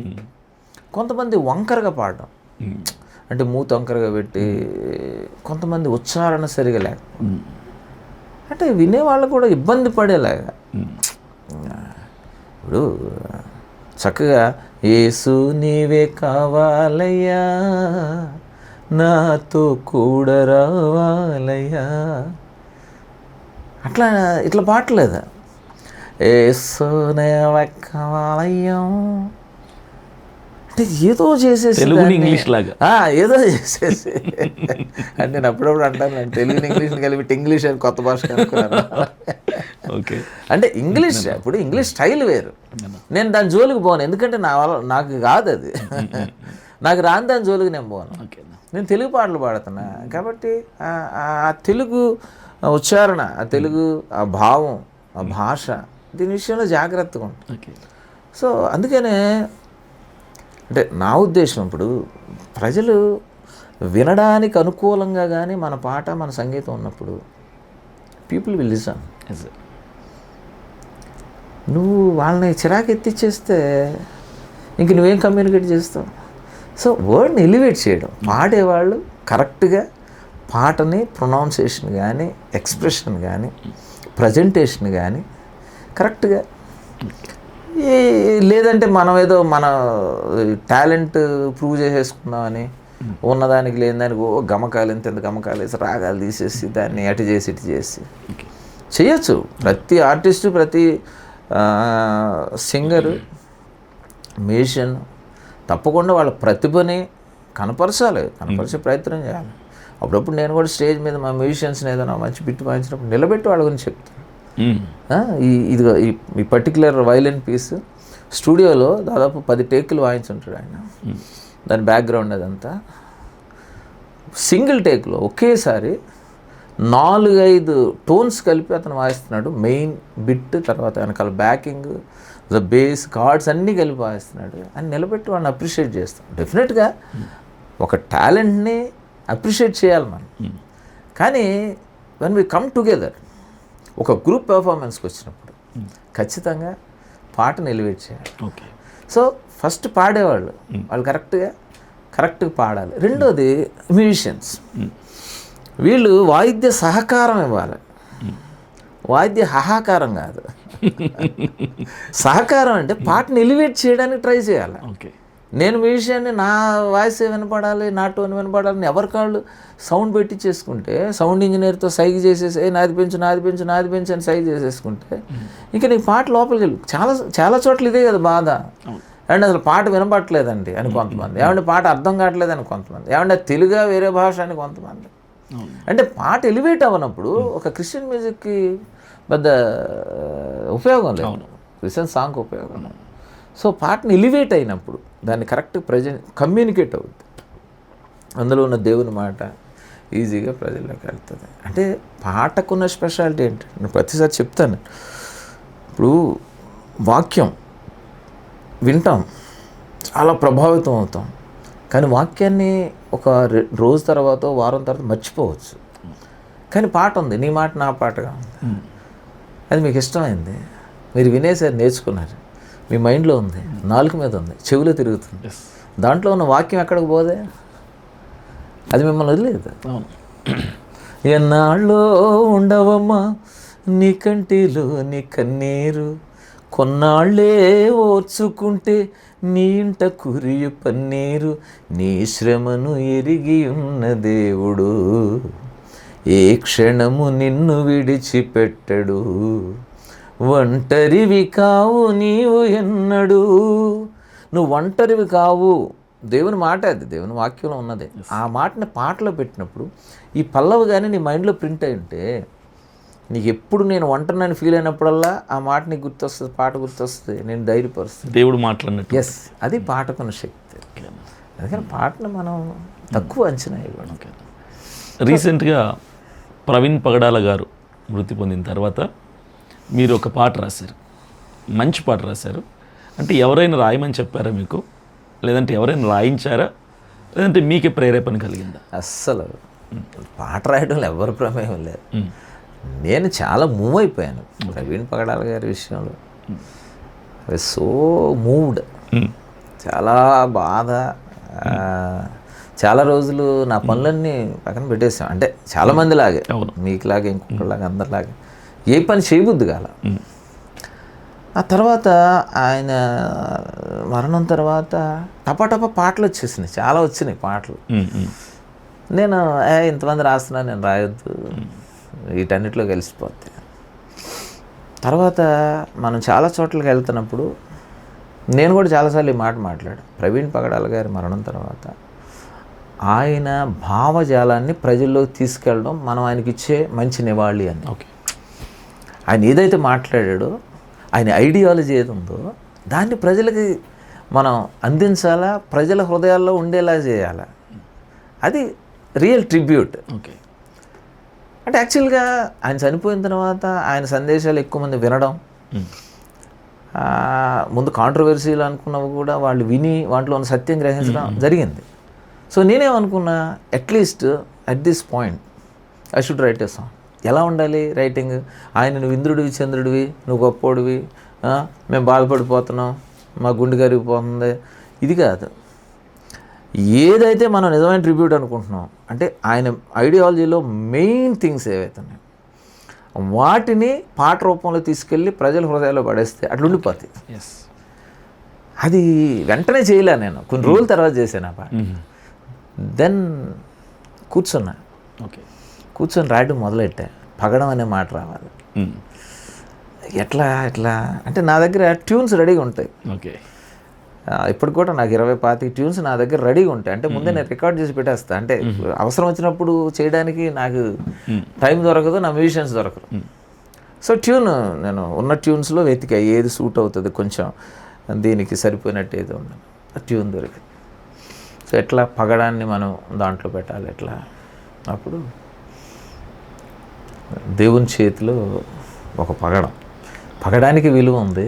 అది దేవుని చేతిలో ఉంటే దాని వాల్యూ పెరుగుతుంది. సో అప్పుడు బలవంతుని చేతిలో పగడమే అని స్టార్ట్ చేశాను. ఆ తర్వాత అంటే ఆయన మరణం తెచ్చిన ప్రభావం, అంటే ఆయన మరణం వృధా కాలే. రక్తం మనం చూసాం, ఆ స్పాట్కి వెళ్ళి కర్రల మీద రక్తం. నాకు హేబేల్ రక్తం గుర్తు, హేబేల్ రక్తం మొరపెడుతుంది. సో ఆయన రక్తం కూడా మొరపెడుతుంది. సో ఇవన్నీ నేను 1 వీక్ కూర్చున్నా దాని మీద సార్. అలా అంటే ఒక కసి. తర్వాత ఆయన మెయిన్ ఐడియాలజీ అంటే అది మొట్టమొదటి అదే, నువ్వు మనిషిని ఒక హిందువుగా చూడాలి, క్రిస్టియన్గా చూడాలి, ఒక ముస్లింగా, మనిషిని మనిషిగా చూడాలి. ఫస్ట్ చరణంలో అది పెట్టేసి, సో ఐఎమ్ సో హ్యాపీ అనమాట. సో మెయిన్ కాన్సెప్ట్ ఏదైతే ఉందో దాన్ని పెట్టేసాం. మనిషిగా జీవించవలెనని, మనిషిగా జీవించవలెనని మానవత చాటితివే. అది మానవత్వాన్ని చాటించినాడు ఆయన. సో ఫస్ట్ చరణం ఐఎమ్ సో హ్యాపీ. తర్వాత ఇంకొక వర్డ్ ఎక్కువ వినపడేది, కింగ్. మై కింగ్ అనేవాడు, దాన్ని పెట్టాలి. సో దాన్ని తర్వాత చరణంలో మన పక్షముగా ఉన్నాడు రాజని, అది పాడేటప్పుడు కూడా మీరు అది వింటే పాట వాళ్ళకి అర్థం అవుతుంది. మన పక్షముగా ఉన్నాడు రాజని అంటే ఎక్స్ప్రెషన్ ఒక అతిశయం అనమాట.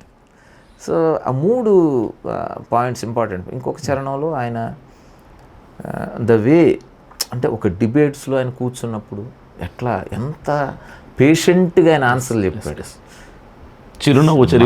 మర్మాలు చెప్పాడు, కానీ పేషెంట్గా గూఢ సంగతులను తెలుపు ప్రావీణ్యము పొందుకొని సాత్వికముతో ప్రతి ప్రశ్నకు జవాబు ఇవ్వకపోను. సూపర్. సాత్వికం అది వెరీ డిఫికల్ట్ థింగ్. మనం అవతల రెచ్చగొడితేనే మనం రెచ్చిపోతున్నాం. కానీ ఆయన ఎంత సహనంతో, సాత్వికం అనే వర్డ్కి ఆయన ఒక ఎగ్జాంపుల్గా. సో ఆ song I was very happy. అంటే కొన్ని సాంగ్స్ విషయంలో నాకు ఆత్మతృప్తి అంటారు, అది ఉంటుంది. సో ప్రవీణ్ గారి విషయంలో ఐ డిడ్ ద బెస్ట్ అని ఎప్పుడు నాకు ఆ సంతృప్తి ఉంది. అయితే ఒక ప్రశ్న అన్న, ఈ ప్రశ్న మీరు ఖచ్చితంగా సమాధానం చెప్పాలి వివరంగా. చాలామందికి ఉన్నటువంటి డౌట్, ఇది డౌట్ కావచ్చు, ఒక బ్లేమ్ కావచ్చు. ప్రవీణ్ పగడాల గారి మరణం తర్వాత అంతకుముందు ఎన్నడూ ఏ ఉద్యమంలో పాల్గొనని ఏఆర్ స్టీవెన్సన్ గారు, ఏ రాజకీయపరమైనటువంటి సభల్లో పాల్గొన్న ఏఆర్ స్టీవెన్సన్ గారు ప్రవీణ్ పగడాల గారి మరణం తర్వాత ఒక అభినయ్ దర్శన్, ఒక అజయ్ బాబుతో కలిసి వాళ్ళతో కలిసి టీమ్గా ఆయన కూడా ఆ రాజకీయ క్రైస్తవ సభల్లో పాల్గొంటున్నాడు అని అందరూ అంటున్నారు. అసలు దాని వెనుక ఏం జరిగింది ఏంటి? మీరు కొంచెం ఎక్స్ప్లెనేషన్ ఇవ్వండి అన్న. అంటే నేను ఎవరితో కలిసి పాల్గొన్నా అనేది అసలు నేను చూడలేదు. ఓకే. ప్రవీణ్ పగడాల గారి మరణం విషయంలో న్యాయం జరగలేదు కాబట్టి న్యాయం కోసం మనం ప్రార్థన చేద్దాం ఒకటి. రెండోది మన వాయిస్ వినిపిద్దాం. ఆ రెండు కారణాలతో నేను రాజమండ్రి మార్చురీకి వెళ్ళిన తర్వాత ఖమ్మంలో కానీ లేకపోతే కడపలో, హైదరాబాద్లో పాల్గొన్నా కూడా అక్కడ నాకు ఒక ప్లాట్ఫామ్ దొరుకుతుంది. ప్రవీణ్ గారి ఐడియాలజీ గురించి పాట రూపంలోనైనా ఒక్కసారి వాళ్ళకందరికీ ఆయన భావజాలను గుర్తు చేయడం, వాళ్ళని మోటివేట్ చేయడం ఒకటి. న్యాయం కోసం అందరం కలిసి దేవుణ్ణి అడగటం ఒకటి, ప్రార్థన చేయండి. నేను అదే చేసింది అక్కడ. అది చాలామందికి అది అర్థం కాల. మూడోది yes we should raise our voice. ఆయన ఐడియాలజీలో కూడా ఇంకొకటి ఉంది, మనం నాయకులుగా ఎదగాలి అని. ఆయన ఏదో ఒక డిబేట్లో అన్నాడు, ఆయన ఏదో దీని గురించి ఏదో సంథింగ్ చెప్తూ, ముస్లిమ్స్కి అసదుద్దీన్ ఉన్నాడు, క్రైస్తవులకి ఎవరున్నారు. అవును. ఆ తర్వాత కూడా ఏదో ఒక సందర్భంలో ఏదో చెప్తూ ఆయన అన్నాడు, మనం సైనింగ్ అథారిటీకి వెళ్ళాలి, తర్వాత నాయకులకి ఎదగాలి. ఎదగకపోతే ఎవరో ప్రశ్న అడుగుతుంటే వాళ్ళతో చెప్తున్నాడు అన్నమాట. ఆ పరిస్థితికి మనం రాకపోతే రేపు అడగటానికి నువ్వు ఉండవు, చెప్పడానికి నేను ఉన్నా అన్నాడు. సో నేను కన్విన్స్ అయ్యా, ఎస్ మనం కూడా లీడర్షిప్లో ఉండాలి అని. సో అక్కడ నుంచి నేను అంటే ప్రవీణ్ గారి మరణం తర్వాత జరిగే కార్యక్రమాలు కేవలం అజయ్ అభినయ్తోనే కాదు, నేను మిగతా వాళ్ళతో కూడా వీలున్న చోటల్లా నేను కార్యక్రమాలు పాల్గొన్నాను. అయితే అవి ఎక్కువగా ప్రజల దృష్టికి వెళ్ళి ఉండొచ్చు. బట్ నా మెయిన్ ఎయిమ్ అదే. నేను అంటే ఎవరిని సపోర్ట్ చేసినట్టు కాదు, లేకపోతే వాళ్ళతో ఇంకేదో నేను పూర్తిగా వాళ్ళ ఐడియాలజీతో నేను ఏకీభవించినట్టు కాదు. నా ముఖ్య ఉద్దేశం, నాకు ఒక ప్లాట్ఫామ్ దొరుకుతుంది, అక్కడ అనేక మంది ప్రజలు విశ్వాసులు వస్తున్నారు. అంటే రాజకీయ సభ అయినా కూడా క్రైస్తవ రాజకీయ సభ. క్రైస్తవ రాజకీయ సభ అంటే రాజకీయాలు మాట్లాడతారు, కానీ బిఫోర్ దట్ అక్కడ క్రిస్టియన్ ఫ్లేవర్ ఉండాలి. సో అక్కడ నాకు ఒక ప్లాట్ఫామ్ దొరుకుతుంది, ఎందుకంటే ప్రజల్ని మోటివేట్ చేయడానికి, అందరితో కలిసి ప్రార్థన చేయాలి. మేము అక్కడ అన్ని ప్లేసెస్లో కూడా, అంటే హైదరాబాద్లో ఆ ఛాన్స్ నాకు దొరకలేదు కానీ, but even at Khammam and Kadapa we kneel down along with the people. అవును, ప్రజలతో పాటు మోకరించి తగ్గించుకొని ప్రభా న్యాయం కావాలి ప్రభా అని ప్రార్థన చేయించాము. అది ఆ కోణం చాలామంది కనబట్ల. మీరు ఎందుకు దానికి వెళ్ళారు దీనికి వెళ్ళారు అని. నా పని అది. నేను అందరు మనిషిని, నేను అదే పదే చెప్తాను, ఎవరు పిలిచిన వెళ్తాను. ఆ ప్లాట్ఫామ్ నా పరిచర్యకి ఉపయోగపడుతుంది అని అంటే నేను I make use of that platform. నా పని మాత్రం నేను చేసి వస్తాను. అన్న మీరేమనుకుని ఉంటే ఒక కాంట్రవర్సీ అంటే ఏమంటారు కానీ ఒక రూమర్ అనొచ్చు, గతంలో నేను కూడా విన్నాను, కొంతమంది మాట్లాడుకుంటుంటే ఏఆర్ స్టీవెన్సన్ గారు తాగకుండా, ఆల్కహాల్ తీసుకోకుండా పాట పాడరు, ఆయన స్టేజ్ ఎక్కాలంటే ఖచ్చితంగా మందు పాడాల్సిందే. ఈ మాట కొంతమంది నోట తిరుగుతూ ఉంది. దీనికోసం మీరు ఏమంటారు? అంటే తిరిగిన వాళ్ళలో ఎవరైనా ఎప్పుడైనా నాతో కలిసి కూర్చొని తాగారా? ఓకే. పోనీ తిరిగిన వాళ్ళలో ఎవరైనా నాకు మందు తెచ్చి ఇచ్చారా, సప్లై చేశారా? ఈ మాట్లాడిన వాళ్ళలో ఎవరైనా నేను ఎక్కడైనా మందు కొనడం చూసారా? అసలు ఇదేది ఉండదు. వీళ్ళకి ఎవరో చెప్తారు, ఏదో అనుకుంటారు, దాన్ని వీళ్ళు ప్రాపగేట్ చేసేస్తారు, అదేదో యథార్థాలు అన్నట్టుగా.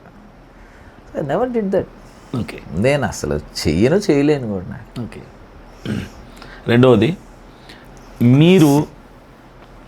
మీరు అంటే మీకు ఇస్తానన్న ఆఫరింగ్కి మీ ఆర్కెస్ట్రా, మీ బృందానికి 1000 రూపాయలు తక్కువ ఇచ్చినా, ఒక 2000 రూపాయలు తక్కువ ఇచ్చినా, రోడ్డు మీద అలా నిలబెట్టేసి చాలా గొడవ చేసి అది ఇస్తే కానీ నేను కదలను అని చెప్పిన సందర్భాలు చాలా ఉన్నాయని లిటరల్గా నాతోనే కొంతమంది చెప్పారు మీటింగ్కి పిలిచిన వాళ్ళు. నాకు మీటింగ్లకి ఎగ్గొట్టిన డబ్బులు ఇప్పుడు లక్షలు ఉన్నాయండి. నేను ఎవరితో చెప్తాను? లక్షలు మీటింగ్లకి పిలిచి ఎగ్గొట్టిన డబ్బులు లక్షలు ఉన్నాయి. ఇప్పుడు బిగినింగ్ డేస్లో అంటే ఫస్ట్ 10 years నేను మినిస్ట్రీ స్టార్ట్ చేస్తాను. కసి ఉంటుంది, అంటే మనకు ఒక ఆరాటం, ఎవరైనా పిలవగానే మనకు ఒక అవకాశం దొరికింది, కమాన్ ఒక మీటింగ్ ఏం మాట్లాడకుండా వెళ్ళిపోయేవాళ్ళు. వెళ్ళిపోతే వాళ్ళంతా అయిపోయిన తర్వాత ఏదో చేతిలో పెట్టి పంపించాం. ఓకే, అవన్నీ భరించాం, అవి హ్యాపీగా తీసుకున్నాం. ఎందుకంటే అప్పుడు పిచ్చి అలాంటిది. ఓకే, మనం వెళ్ళిపోవాలి, మనం ప్రజలకు పరిచయం అయిపోవాలి, మనకి ప్లాట్ఫామ్స్ దొరకాలి. So cannot continue it for long. జీవితం అంతా దాన్ని కంటిన్యూ చేయలేం. So at one point I decided, okay this is not the way. At least మనం వాళ్ళకి చెప్పాలి విషయం ఏంటో. ఓకే, ఇప్పుడు ఒక స్పీకర్ ఒక్కడే వెళ్తాడు, నేను ఒక్కడిని వెళ్ళను. ఖచ్చితంగా నాకు మ్యూజిషియన్స్ కావాలి. నేను నా మ్యూజిషియన్స్ ట్రాన్స్పోర్ట్, తర్వాత వాళ్ళకి రెమ్యూనరేషన్ ఇవ్వాలి. ఎందుకు ఇవ్వాలి? Musicians most of the Christian musicians వాళ్ళకి వేరే జాబ్స్ ఉండవు. They completely depend on this. మరి వాళ్ళ ఫ్యామిలీస్ కూడా బాగా బతకాలి కదా. వాళ్ళకి ఏదో అరకొరగా ఇవ్వడం కాదు, వాళ్ళు కంఫర్టబుల్గా బ్రతకడానికి వాళ్ళకి ఒక రెమ్యూనరేషన్ ఇవ్వాలి. సో ఖర్చు ఉంటుంది. Then I started to tell the pastors or conveners, so this is the situation. So transport ఎంత అవుతుంది, మ్యూజిషియన్స్కి ఎంత అవుతుంది, సో ఎంత ఉంటే మాకు మేము రావడానికి అవకాశం ఉంటుందని. సో దానికి చాలా పేర్లు పెట్టారు, దాన్ని డిమాండ్ అన్నారు, లేకపోతే ఇక డబ్బు మనిషి అన్నారు. నాకు ఇవన్నీ అంటే హ్యాపీగానే తీసుకుంటాను. ఫస్ట్లో కొంచెం కష్టంగా ఉండేది ఇట్లాంటివి మొదట్లో ఉన్నప్పుడు. మన కష్టం వాళ్ళకి తెలియదు కదా. ఇప్పుడు ఒకటేంటంటే డెఫినెట్గా నేను చెప్తాను, నా ట్రాన్స్పోర్టేషన్ కావాలి, నా మ్యూజిషియన్స్కి ఇవ్వడానికి కావాలి. అది అయిన తర్వాత కూడా నాకు కొంత మిగలాలి. ఎందుకంటే నా మినిస్టర్ ఉంది కదా. ఎగ్జాక్ట్లీ. ఇన్ని పాటలు ఎలా చేస్తాం, ఎక్కడి నుంచి చేస్తాను? నేను చాలా చోట్ల స్టేజ్ మీద చెప్తాను. నేను మీరు ఒక ఆల్బమ్, ఇప్పుడు ఒక సాంగ్కే 1 lakh అవుతుంది. పోనీ ఆల్బమ్కి 1,00,000 వేసుకోండి, ఆల్బమ్కి 1,00,000 వేసుకోండి. ఇప్పుడు 115 ఆల్బమ్స్ అయినాయి, పోనీ 15 తీసేయండి, 100 ఆల్బమ్స్ వేసుకోండి, 100 × 1,00,000, 1 crore ఇన్వెస్టెడ్. మరి కబుర్లు చెప్పేవాళ్ళందరూ ఎంత ఇచ్చారు మనకి దీనికి? సో ఇవన్నీ ఊరికే ఎక్కువ ఇలాంటివి మాట్లాడేది ఎవరంటే నన్ను ఎప్పుడు పిలవని వాళ్ళు మాట్లాడతారు, అంతే. నన్ను పిలిచిన వాళ్ళు మాట్లాడతారు. అంటే దూరం నుంచి స్టీవెన్సన్ వేరు, దగ్గరికి వచ్చిన తర్వాత వేరు ఉంటాను. చాలా చోట్ల డబ్బులు వెనక్కి ఇచ్చేసి వచ్చిన సందర్భాలు ఉన్నాయి. అంటే అక్కడ పరిస్థితి బాగా కన్వీనర్లకి, వాళ్ళు పాపం మనల్ని పిలవడానికి ప్రామిస్ చేస్తారు ఒక అమౌంట్, వాళ్ళు ఇచ్చిన తర్వాత వాళ్ళ పరిస్థితి చూసిన తర్వాత మనకే మూవ్ అయిపోయి కొంత వెనక్కి ఇచ్చేసిన సందర్భాలు చాలా ఉంటాయి. కొన్ని చోట్ల మనం చాలా వాళ్ళు ముందే అడుగుతారు, మాకు పరిస్థితి లేదు, చాలా మినిమం బడ్జెట్, అంటే మ్యూజిషియన్స్కి సరిపోతే చాలా అన్నట్టు వెళ్ళి చేసిన ప్రోగ్రామ్స్ కొన్ని వేల కొలది ఉన్నాయి. ఇప్పుడు మా అంతటి మేము చేస్తూనే బోల్డని ఉన్నాయి కదండి. ఇవన్నీ వదిలేసేయండి, సరే నేను డబ్బు మనిషిని వదిలేసేయండి. ఒక విషయం చెప్తాను నేను, అంటే ఒక సింగర్గా కానీ, ఒక మ్యూజిక్ డైరెక్టర్గా కానీ, ఒక రైటర్గా కానీ, on my own symphony gospel team నుంచి హైదరాబాద్లో నా పరిచయ ప్రారంభం చేసిన దగ్గర నుంచి 94లోనే విజయ్ బెండిక్ట్ గారితో 3 రోజులు మ్యూజిక్ ఫెస్టివల్ చేశా ఎస్పీజీ గ్రౌండ్లో సికింద్రాబాద్లో. అప్పట్లో ఎంత ఎక్స్పెన్సివ్. అక్కడ నుంచి సంగీత పండుగలు, సంగీత సాయంత్రాలు, ఎక్కడైనా ప్రజలు ఇంట్రెస్టింగ్ ఉన్నారంటే నెక్స్ట్ ఆలోచన వచ్చేది వెళ్ళిపోవాలి అక్కడికని. ఎక్కడ మనం ప్రోగ్రాం పెట్టినా కూడా మన ఖర్చుకు సరిపోయిన డబ్బులు ఎక్కడ ఆల్మోస్ట్ రాలా. ఇప్పుడు కాకినాడ ఉంది, కాకినాడలో సంగీత పండుగలు దాదాపు more than 20 years consecutive years పెడుతూనే ఉన్నాం. హిందూపూర్, తర్వాత మండపేట, ఎట్లా ఎన్నో చోట్ల కొన్ని వేల. నేను అది అంటే డేటా నా దగ్గర లేదు, అది తొందరలో నేను అది చేస్తున్నా, తయారు చేస్తాను. ఇంతవరకు ఎన్ని సంగీత పండుగలు, సంగీత కార్యక్రమాలు పెట్టాం, ఎంత ఖర్చు పెట్టాం, అంటే మనకి ప్రజలు ఇవ్వగా ఇంకెంత మన చేతిలోంచి ఖర్చు పెట్టాం డేటా తయారు చేస్తున్నాను. Okay okay. సో ఇది వాళ్ళకి పట్టదు. ఎంతసేపు మనం తీసుకుని 5,000 10,000 దాని మీద వాళ్ళ కాన్సన్ట్రేషన్ అంత ఉంటుంది. ఇంకోటి చెప్తాను నేను ఈ మధ్య, అంటే కొన్ని కామెంట్స్ అండి. ఒక ఆయన అంటాడు, ఏమంటే పెట్రోల్కి ఇక్కడ 2,000 అవుతుంది కదా, ఆయనకి 10,000 ఎందుకండి? మా ప్లేస్కి రావడానికి 2,000 పెట్రోల్ కావాలి, డీజిల్ కావాలి, 10,000 ఎందుకండి అన్నాడు. ఓకే ఫైన్, నీ దగ్గర రావడానికి 2,000 తీసుకుంటా, ఇంకోటి దగ్గర వెళ్ళడానికి 3,000 తీసుకుంటా, ఇంకోటి దగ్గర 4,000 తీసుకుంటా. నెల అయిన తర్వాత బండి సర్వీసింగ్కి ఇవ్వాలి, ఆడు 20,000 వేస్తాడు. ఎవడిస్తాడు నాకు డబ్బులు? బండి ఎందుకు సర్వీసింగ్కి వెళ్ళింది? నీ దగ్గరకు వచ్చి కదా సర్వీసింగ్కి వెళ్ళింది. ఎవరిస్తారు డబ్బులు? నాకు 8 యాక్సిడెంట్లు అయినాయి, 3 సార్లు ఇన్నోవాలు వెళ్ళిపోయినాయి, మొత్తం స్క్రాప్కి వెళ్ళిపోయినాయి. యాక్సిడెంట్ అయినప్పుడు ఒకవేళ ఇన్సూరెన్స్ వచ్చినా కూడా బండి లాస్ అవడంతో మనం చాలా ఇబ్బంది పడతాం, వేరే బండితో మనం తిరగటం. అది యాక్సిడెంట్లు అయినప్పుడు నాకు, నా టీం మెంబర్స్ అందరికి హాస్పిటల్స్ బోర్డు అంత ఖర్చు అయిపోతుంది. ఎవరిస్తారు ఈ డబ్బులు అంటే? మళ్ళీ బండి కొనుక్కోవడానికి చాలాసార్లు ఇబ్బందులు పడి కొనుక్కోవాల్సి వస్తుంది. ఈ బాధలు ఎవరికి పట్టవు. ఎంతసేపు ఆయన మీటింగ్కి ఎంత తీసుకున్నాడు, ఇంత తీసుకుని ఇదే మాట్లాడతారు. ఓకే తీసుకుంటా, తీసుకోకుండా నేనేం పని చేయట్లేదు, తీసుకుంటా. కానీ అదేమి సంపాదన కొరకు కాదు. ఒకవేళ నేను అడిగి తీసుకున్న డబ్బులు లేకపోతే ఇచ్చిన డబ్బులన్నీ కానీ నా అంతటి నేను ఏ కార్యక్రమం చేయకుండా దాచుకొని ఉంటే నిజంగా కోట్లు ఉండే ఇప్పుడు నాకు చెప్పగలను నేను. ఇప్పుడు కూడా దేవుడు కోట్లు ఇచ్చాడు, కాకపోతే వేసుకునే కోట్లు ఇచ్చాడు, ఖర్చు పెట్టే కోట్లు కదా. ఓకే అన్న, ఇంకోటి మీటింగ్కి డేట్ ఇచ్చి చాలా లక్షలు ఖర్చు పెట్టుకుని మీటింగ్ చేసుకున్న వాళ్ళకి డేట్ ఇచ్చి చివరి క్షణాల్లో చెప్పా పెట్టకుండా ఎగ్గొట్టేసి వాళ్ళ ఫోన్ కూడా అందకుండా, ఫోన్ లిఫ్ట్ చేయకుండా కొన్ని సందర్భాల్లో మీరు చేశారన్నటువంటి మాట విన్నాను. ఎందుకు అలా చేశారు? ఒకవేళ చేసి ఉంటే అస్సలు లేదంటే అస్సలు అలాంటి సందర్భం ఆల్మోస్ట్ 0. అవునా? ప్రాణం మీదకి వస్తే తప్ప నేను ఐ నెవర్ డిడ్ దట్. ఎప్పుడు ఏ మీటింగ్ ఎగ్గొట్టలేదా? అసలు నాకు తెలిసినంత వరకు అంటే ఎగ్గొట్టుంటా, కానీ ప్రాణం మీదకి వచ్చిన కారణం ఉంటేనే. అవి ఎక్కువ కాదు, ఎక్కడో 1 అరా అక్కడక్కడ జరిగి ఉండొచ్చు. కానీ నేను అదేదో పెద్ద నాకేదో అలవాటు అయినట్టు ఏదేం డేట్ ఇచ్చేస్తాడు ఎగ్గొట్టేస్తాను. నో.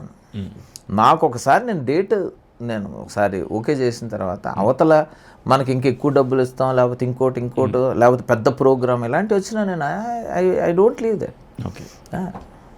ఎందుకంటే నాకు కన్వీనర్లు ఇది నాకు తెలుసు, వాళ్ళు ఎంత కష్టపడతారో, ఎంత ప్రయాసపడతారో, వాళ్ళు ఎంత డిస్టర్బ్ అవుతారు.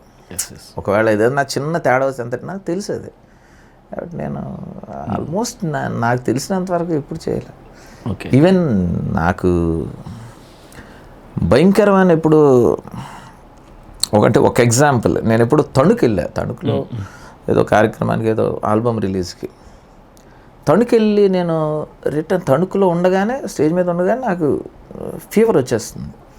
అయిపోయిన తర్వాత కార్లో కూర్చున్నా, సీట్ వెనక్కేసుకొని కాళ్ళు పైన పెట్టుకొని పడుకున్నా. స్పృహ లేదు నాకు, అంటే ఫుల్ ఫీవర్. ఇంటికి వచ్చిన తర్వాత డ్రైవర్ నన్ను దింపేశాడు, ఇంట్లోకి వెళ్ళి పడుకున్నా. ఇంకా నా వైఫ్ చూసుకుంటా ఉంది. నాకు మెలకు వచ్చేటప్పుడు మార్నింగ్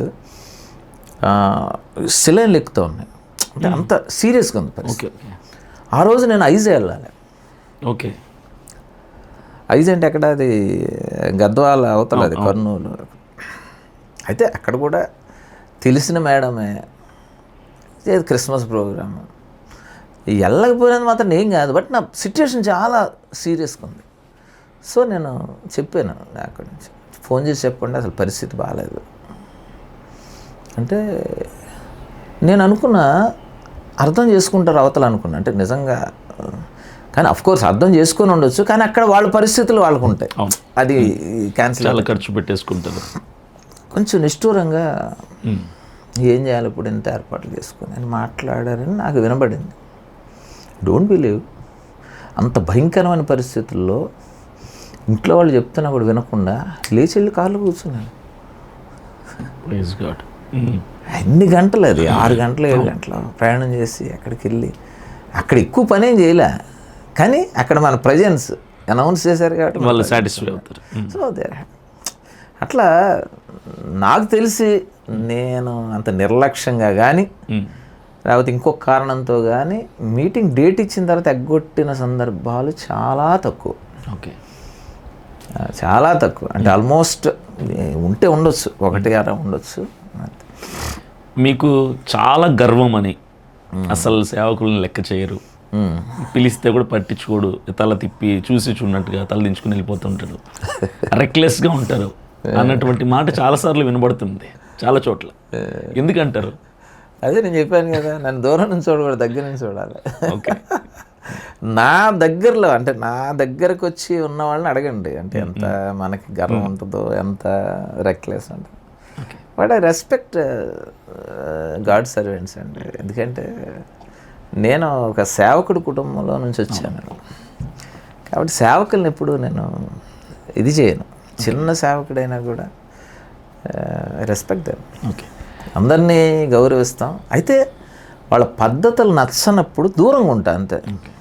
అంతేగాని అదేం గర్వం కాదు, లేకపోతే ఇంకోటి కాదు. ఇప్పుడు కొంతమంది ఉంటారు నాతో పాటు, అంటే నేను పరిచర్యలో ఉధృతంగా ఉన్నప్పుడు కూడా అక్కడ వచ్చి ఏదో యూత్ మీటింగ్లు చేసుకున్న సేవకులు ఉన్నారు. వాళ్ళు ఇప్పుడు మంచి దీవించబడి మంచి స్థితిలోకి వెళ్ళాను. ఆ తర్వాత కొంతకాలం అయిన తర్వాత మేము when we met on stage, నేను సేమ్ ఇంతకుముందు ఎక్స్పెక్ట్ చేసి నేను హ్యాపీగా వెళ్ళి బ్రదర్ అంటే ప్రైజ్ ది లార్డ్ డిఫరెన్స్. ఏం చేస్తాం మనం అప్పుడు, ఏం చేయాలా? సో ఫ్రమ్ దట్ డే ఆయన ఏ స్టేజ్ మీద కనపడినా ఒకవేళ అవకాశం వస్తే ఆయన జస్ట్ ప్రైజ్ ది లార్డ్ అంటాను, నేను వెళ్ళి ఆ చివరికి వెళ్ళి కూర్చుంటా వేరే సోఫా మీద. నువ్వు గర్వం అనుకుంటే నేనేం చేయలేదు. ఓకే, అంటే అవతల వాళ్ళ పరిస్థితిని బట్టి మనం ఉంటాం అంతే. బట్ ఏ సేవకుడిని ఒక అగౌరవపరచడం కానీ తీసేయటం కానీ కొన్ని సందర్భాలంటే ఎప్పుడైనా ట్రీట్మెంట్ సరిగా లేనప్పుడు, లేదా మన విషయాలు అనవసరంగా జోక్యం చేసుకున్నప్పుడు కొంచెం అగ్రెసివ్గా రెస్పాండ్ అవుతాం. ఒక్కటి కనపడుతుంది, అది చేస్తా. ఇంకోటి ఏంటంటే గర్వం అనే కంటే అంటే కోపం గురించి ఎక్కువ మాట్లాడతారు జనాలు. కోపం అని, కోపం ఎక్కడ కోపం? ఇప్పుడు ఒక మీటింగ్ ఉంది, మీటింగ్ వెళ్తాను నేనేదో నా పని నేను చేసుకొని రాను, అది నా వీక్నెస్ మరేమో నాకు తెలియదు. ఆ లోపల గ్రౌండ్లో ఏమన్నా పరిస్థితి ఇబ్బందిగా ఉంటే నేను అంతా కంట్రోల్ చేస్తా. పిల్లల్ని తిరగనేమన్నా, కూర్చోమని చెప్తా, లేకపోతే ముందేమైనా ఖాళీ ఉంటే సర్దుతా. ఇవన్నీ నా పనులు కాదు. ఎందుకు? దేవుని పని క్రమంగా జరగాలని. 95% దీన్ని హ్యాపీగా తీసుకుంటారు. అబ్బా ఈయన వచ్చాడు, మేము చేయాల్సిన పని కూడా మీరే చేసేస్తున్నారన్న, మేము చెప్పిన వినరన్నా, మీరు చెప్తే వింటున్నారు. కానీ ఒక 5% ఉంటారు, ఈయన ఎందుకు అనవసరంగా, ఈయనకి ఎందుకు. అక్కడ ఎవరో పిల్లలు తిరుగుతుంటారు, ఓ పిల్ల అటు ఇటు తిరుగుతుంటారు, ఓ గంతులేస్తుంటుంది, డిస్టర్బ్ చేస్తుంటుంది. వాళ్ళమ్మ పక్కన ఉన్న వాళ్ళందరూ అని నవ్వుతుంటారు. అంటే వాళ్ళ పిల్లలు కదా, వాళ్ళు ఏం చేసినా నేను గద్దిస్తా. అమ్మ తల్లులు ఆపండి అమ్మ అని, ప్రజలందరూ అటెన్షన్ ఆ పిల్ల మీదకి వెళ్తుంది. ఇక్కడ పాడేటప్పుడు ప్రజల దృష్టి పాట మీద అని చెప్తాం. మిగతా 90% మందికి ఓకే అది, కానీ అక్కడున్న ఆ చిన్న గ్రూప్కి మాత్రం చాలా కష్టంగా ఉంటుంది. ఓకే, పిల్లలు కదా, వాళ్ళు తిరుగుతారు కదా, మీకేంటి బాధ? నా బాధ, నా కన్సర్న్ క్రమం కోసం, దేవుని పని క్రమంగా జరగాలి. ఎక్కడికైనా అదే చేస్తే, ఈవెన్ మ్యారేజెస్ ఉంది, మ్యారేజెస్లో పూర్తి డిస్టర్బెన్స్ ఉంటుంది. కానీ అక్కడ కూడా I try to control the people. అందరిని భయానో లేకపోతే నవ్వుతూ చెప్పు, లేకపోతే కొంచెం అప్పుడప్పుడు గద్దించో, వాళ్ళందరినీ కొంచెం ఆర్డర్లో పెట్టడానికి. ఎస్, నేను సక్సెస్ అవుతా ఆ విషయంలో. ఐఎమ్ హ్యాపీ, ఎందుకంటే దేవుని పని మనం చక్కగా జరిగించవచ్చు అన్న హ్యాపీనెస్. అయితే 1-2 చోట్ల అంటే ఒక్క ఇన్సిడెంట్ గుర్తుంది నాకు. అక్కడ ఒకసారి యేసు నీవే కావాలి అని పాట పాడాం. తర్వాత స్పీకర్ లేచి బ్రదర్ బాగా పాడారు, యేసు నీవే కావాలని పాడారు, నాతో కూడా రావాలి అన్నారు. నాతో కూడా రావాలి అనడం కరెక్ట్ కాదు, నేను కూడా నీతో వస్తానయ్యా అంటే బాగుంటుంది అది, అంతేగాని నాతో కూడా రావాలి అని అనకూడదు. స్టేజ్ మీద మైక్లో ఓకే, ఆయన మెసేజ్లో ఇది చెప్తున్నాడు. అప్పుడే అటు వెళ్ళేవాడిని ఆగిపోయాను. నాకు లోపల మంట మొదలైపోయింది. సరే అవనిచ్చి సరే పక్కన అక్కడే కూర్చొని కన్వీనర్గా చెప్పా. అయిన తర్వాత మెసేజ్ క్లోజ్ చేయొద్దు, నాకు ఒక పాట ఇవ్వండి అని ముందే చెప్పి సంఖ్యాకాండం తీసి పెట్టుకున్నా. మోషే అంటాడు అన్నమాట, ప్రభువా నీ కటాక్షం మా మీద ఉందని మాకు ఎట్లా తెలుస్తుంది, నీ సన్నిధి మాతో కూడా వచ్చుట వల్లనే కదా అంటాడు. అంటే ఏంటి, నీ కటాక్షం కావాలి అంటే నీ సన్నిధి మాతో రావాలి. తీసి పెట్టుకొని అయిపోయింది, కూర్చున్నాడు. లేచి పాట అనౌన్స్ చేశాడు. పాట పేరు అనౌన్స్ చేసి పాట చెప్పే ముందు ఒక్క మాట చెప్తాను. దైవజనులు ఆ పాటను తప్పు పెట్టారు, వాక్యాధారం లేకుండా నేనేమి రాయలేదు, మోషే అన్నాడు బాబా నువ్వు రావాలని, నేను కూడా నాతో రావాలి అన్నాను. డేవిడ్ లింగ్స్టన్ అనే భక్తుడు ఒక ప్రార్థన చేశాడు. ఆ ప్రార్థన మీకు తెలుసో తెలియదు. ప్రభువా నీ పరిచర్య కోసం నువ్వు ఎక్కడికైనా పంపించి నేను వెళ్తాను, కానీ నేను ఎక్కడికి వెళ్ళినా నువ్వు నాతో కూడా రావాలని ప్రార్థన చేశాడు డేవిడ్ లింగ్స్టన్. ఆ రెండు ప్రార్థనలు ఆధారం చేసుకుని రాసిన పాట ఇది. కాబట్టి ఎక్కడికైనా వచ్చినప్పుడు ఎవరి పరిచర్య వాళ్ళు చేస్తే మంచిది, ఇతర విషయాలు జోక్యం చేసుకోకుండా ఉంటే మంచిది. ఆన్ స్టేజ్ కౌంటర్ ఇచ్చారు. మరి ఆయనకి ఎంత బాధగా ఉంటుంది, మరి బాధగా ఉంటుంది నిజమే. నువ్వు సేవకుడిగా నేను హర్ట్ చేయకూడదు, కానీ ప్రజలకి నేను ఆన్సర్ ఇవ్వకపోతే, వేదిక మీద నుంచి ఇవ్వకపోతే, నువ్వు వేదిక మీద నుంచి చెప్పిన ఒక స్టేట్మెంట్ నిజమే అనుకుంటారు. అందుకని ఖచ్చితంగా నేను కొంచెం రూడ్గా, ఒకవేళ మనం రూడ్ అంటే రూడ్గా నేను ప్రవర్తించాల్సి వచ్చింది అంతే. తప్పితే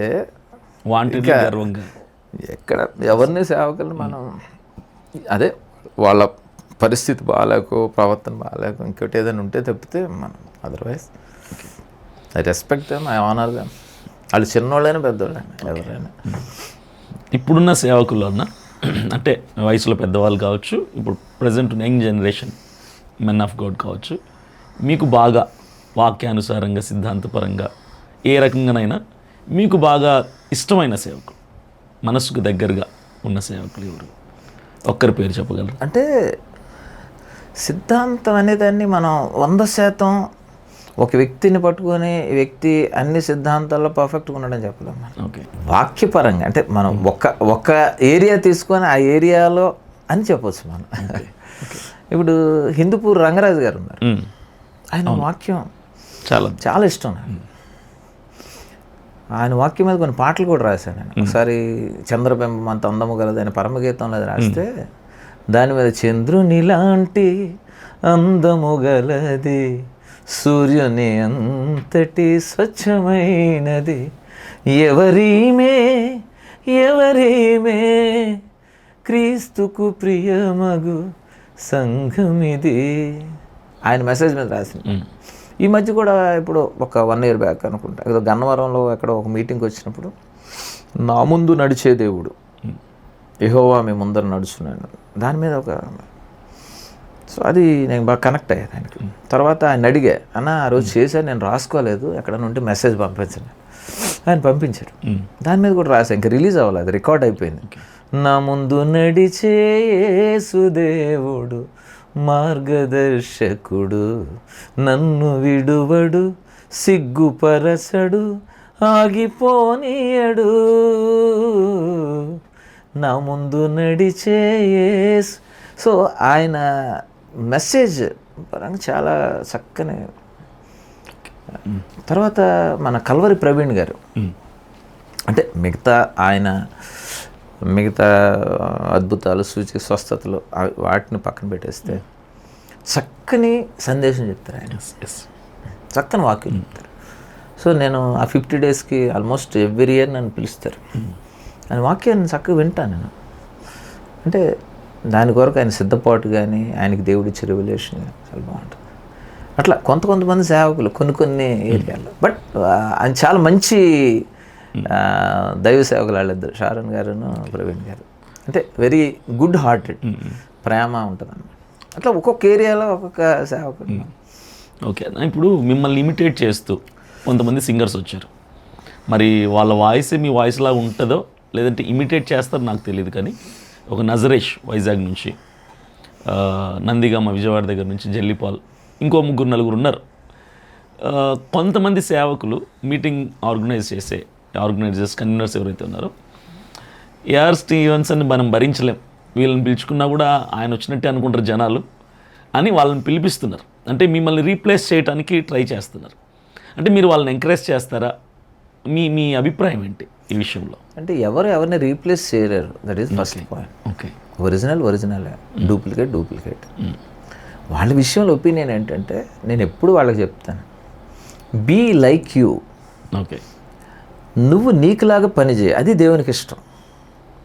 ఎవరు వాళ్ళలాగే పని చేయాలి, ఇంకొకళ్ళలాగా ఇమిటేట్ చేయొద్దు. ఎందుకంటే నీ ఎగ్జిస్టెన్స్ కోల్పోతావు. అంతే, ఐడెంటిటీ.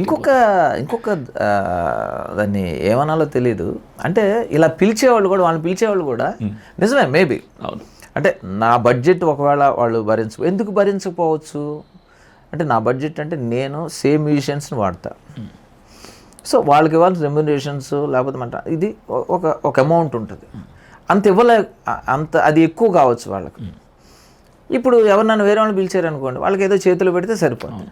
అక్కడ ఎవరో ఒకళ్ళు లోకల్ మ్యూజిషియన్స్ ఉన్నా వాళ్ళు వచ్చి పాడేస్తారు. సో ఓకే, అది వాళ్ళ కంఫర్ట్ జోన్. దాన్ని మనం ఏం చేయం.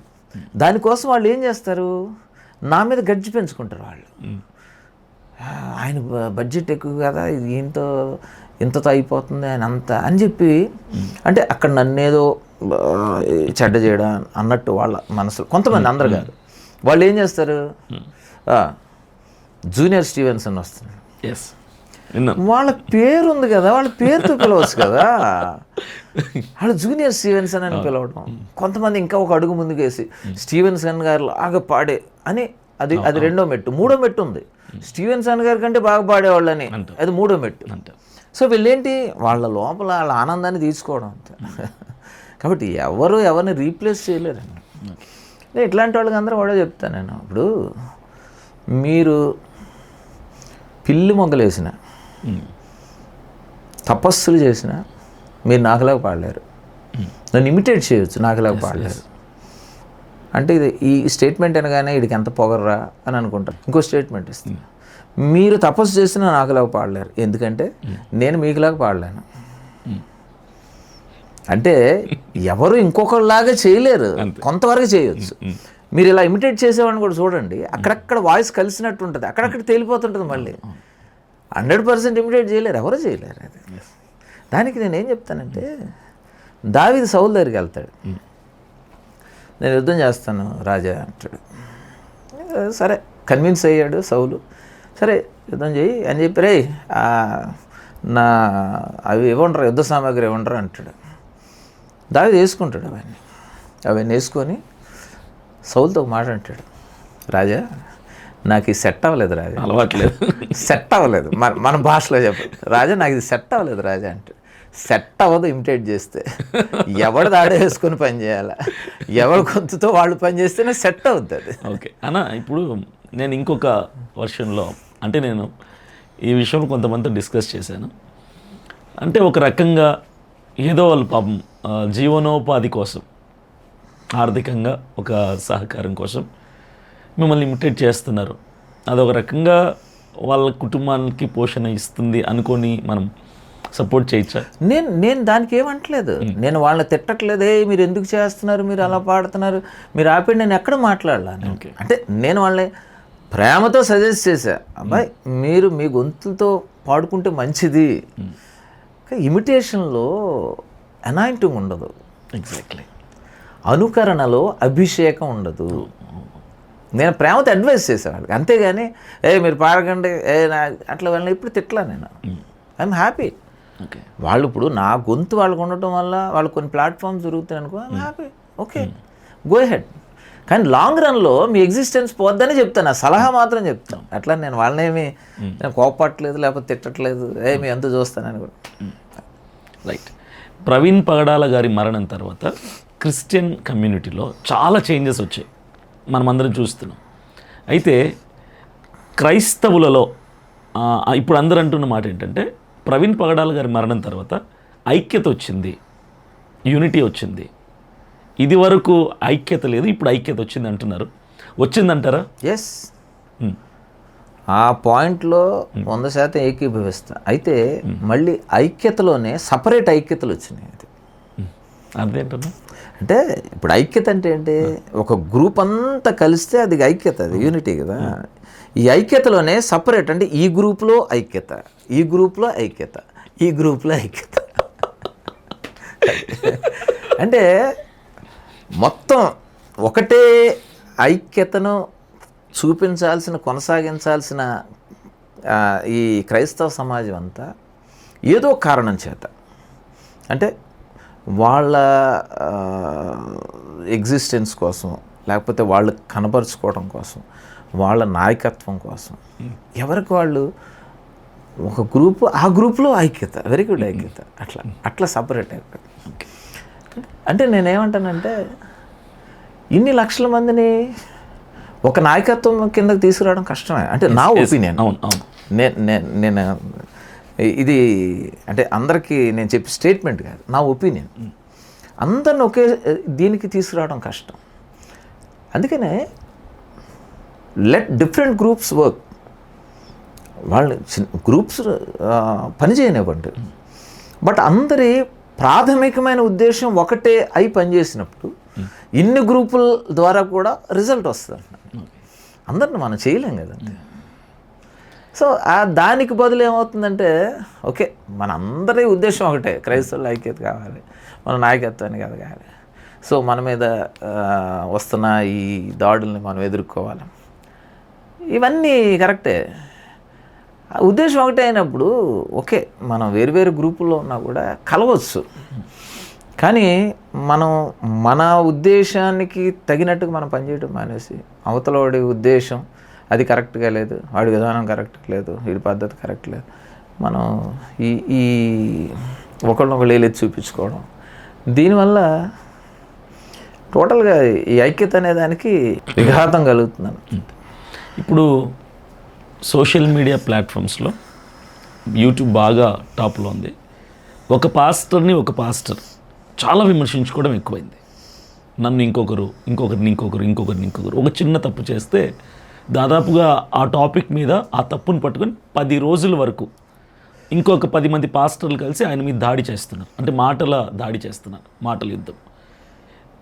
దీని మీద మీ అభిప్రాయం ఏంటన్నా? అలా చేయడం కరెక్టేనా? జడ్జిమెంట్ ఇవ్వటం కరెక్టే అంటారా? అంటే నేను డే 1లో మాస్టర్ ప్రవీణ్ పగడాల గారి మరణం తర్వాత నేను రాజమండ్రి మార్చురీ దగ్గర ఉన్నప్పుడు క్రిస్టియన్ లీడర్స్ అందరూ ఉన్నారు.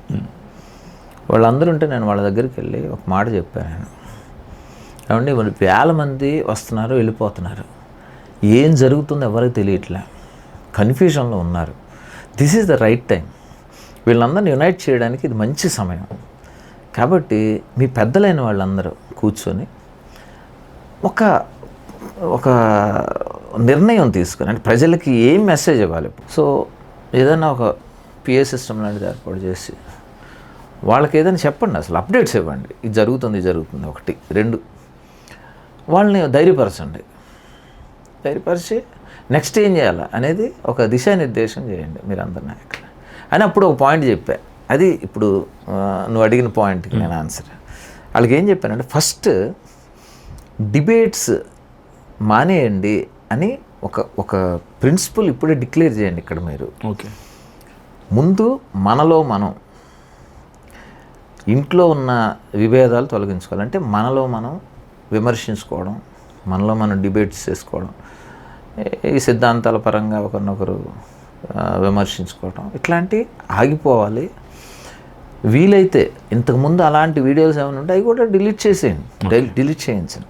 తర్వాత బయట వాళ్ళతో కూడా డిబేట్స్ మనం ఆగిపోయేలాగా మీరు ఫస్ట్ అది అనౌన్స్ చేయండి అని చెప్పాను నేను. అంటే నా సలహా లాగా. అఫ్కోర్స్ అది జరగలేదు అనుకోండి. సో ఇట్లా విమర్శించుకోవడం అనే దానికి నేను పూర్తిగా వ్యతిరేకం.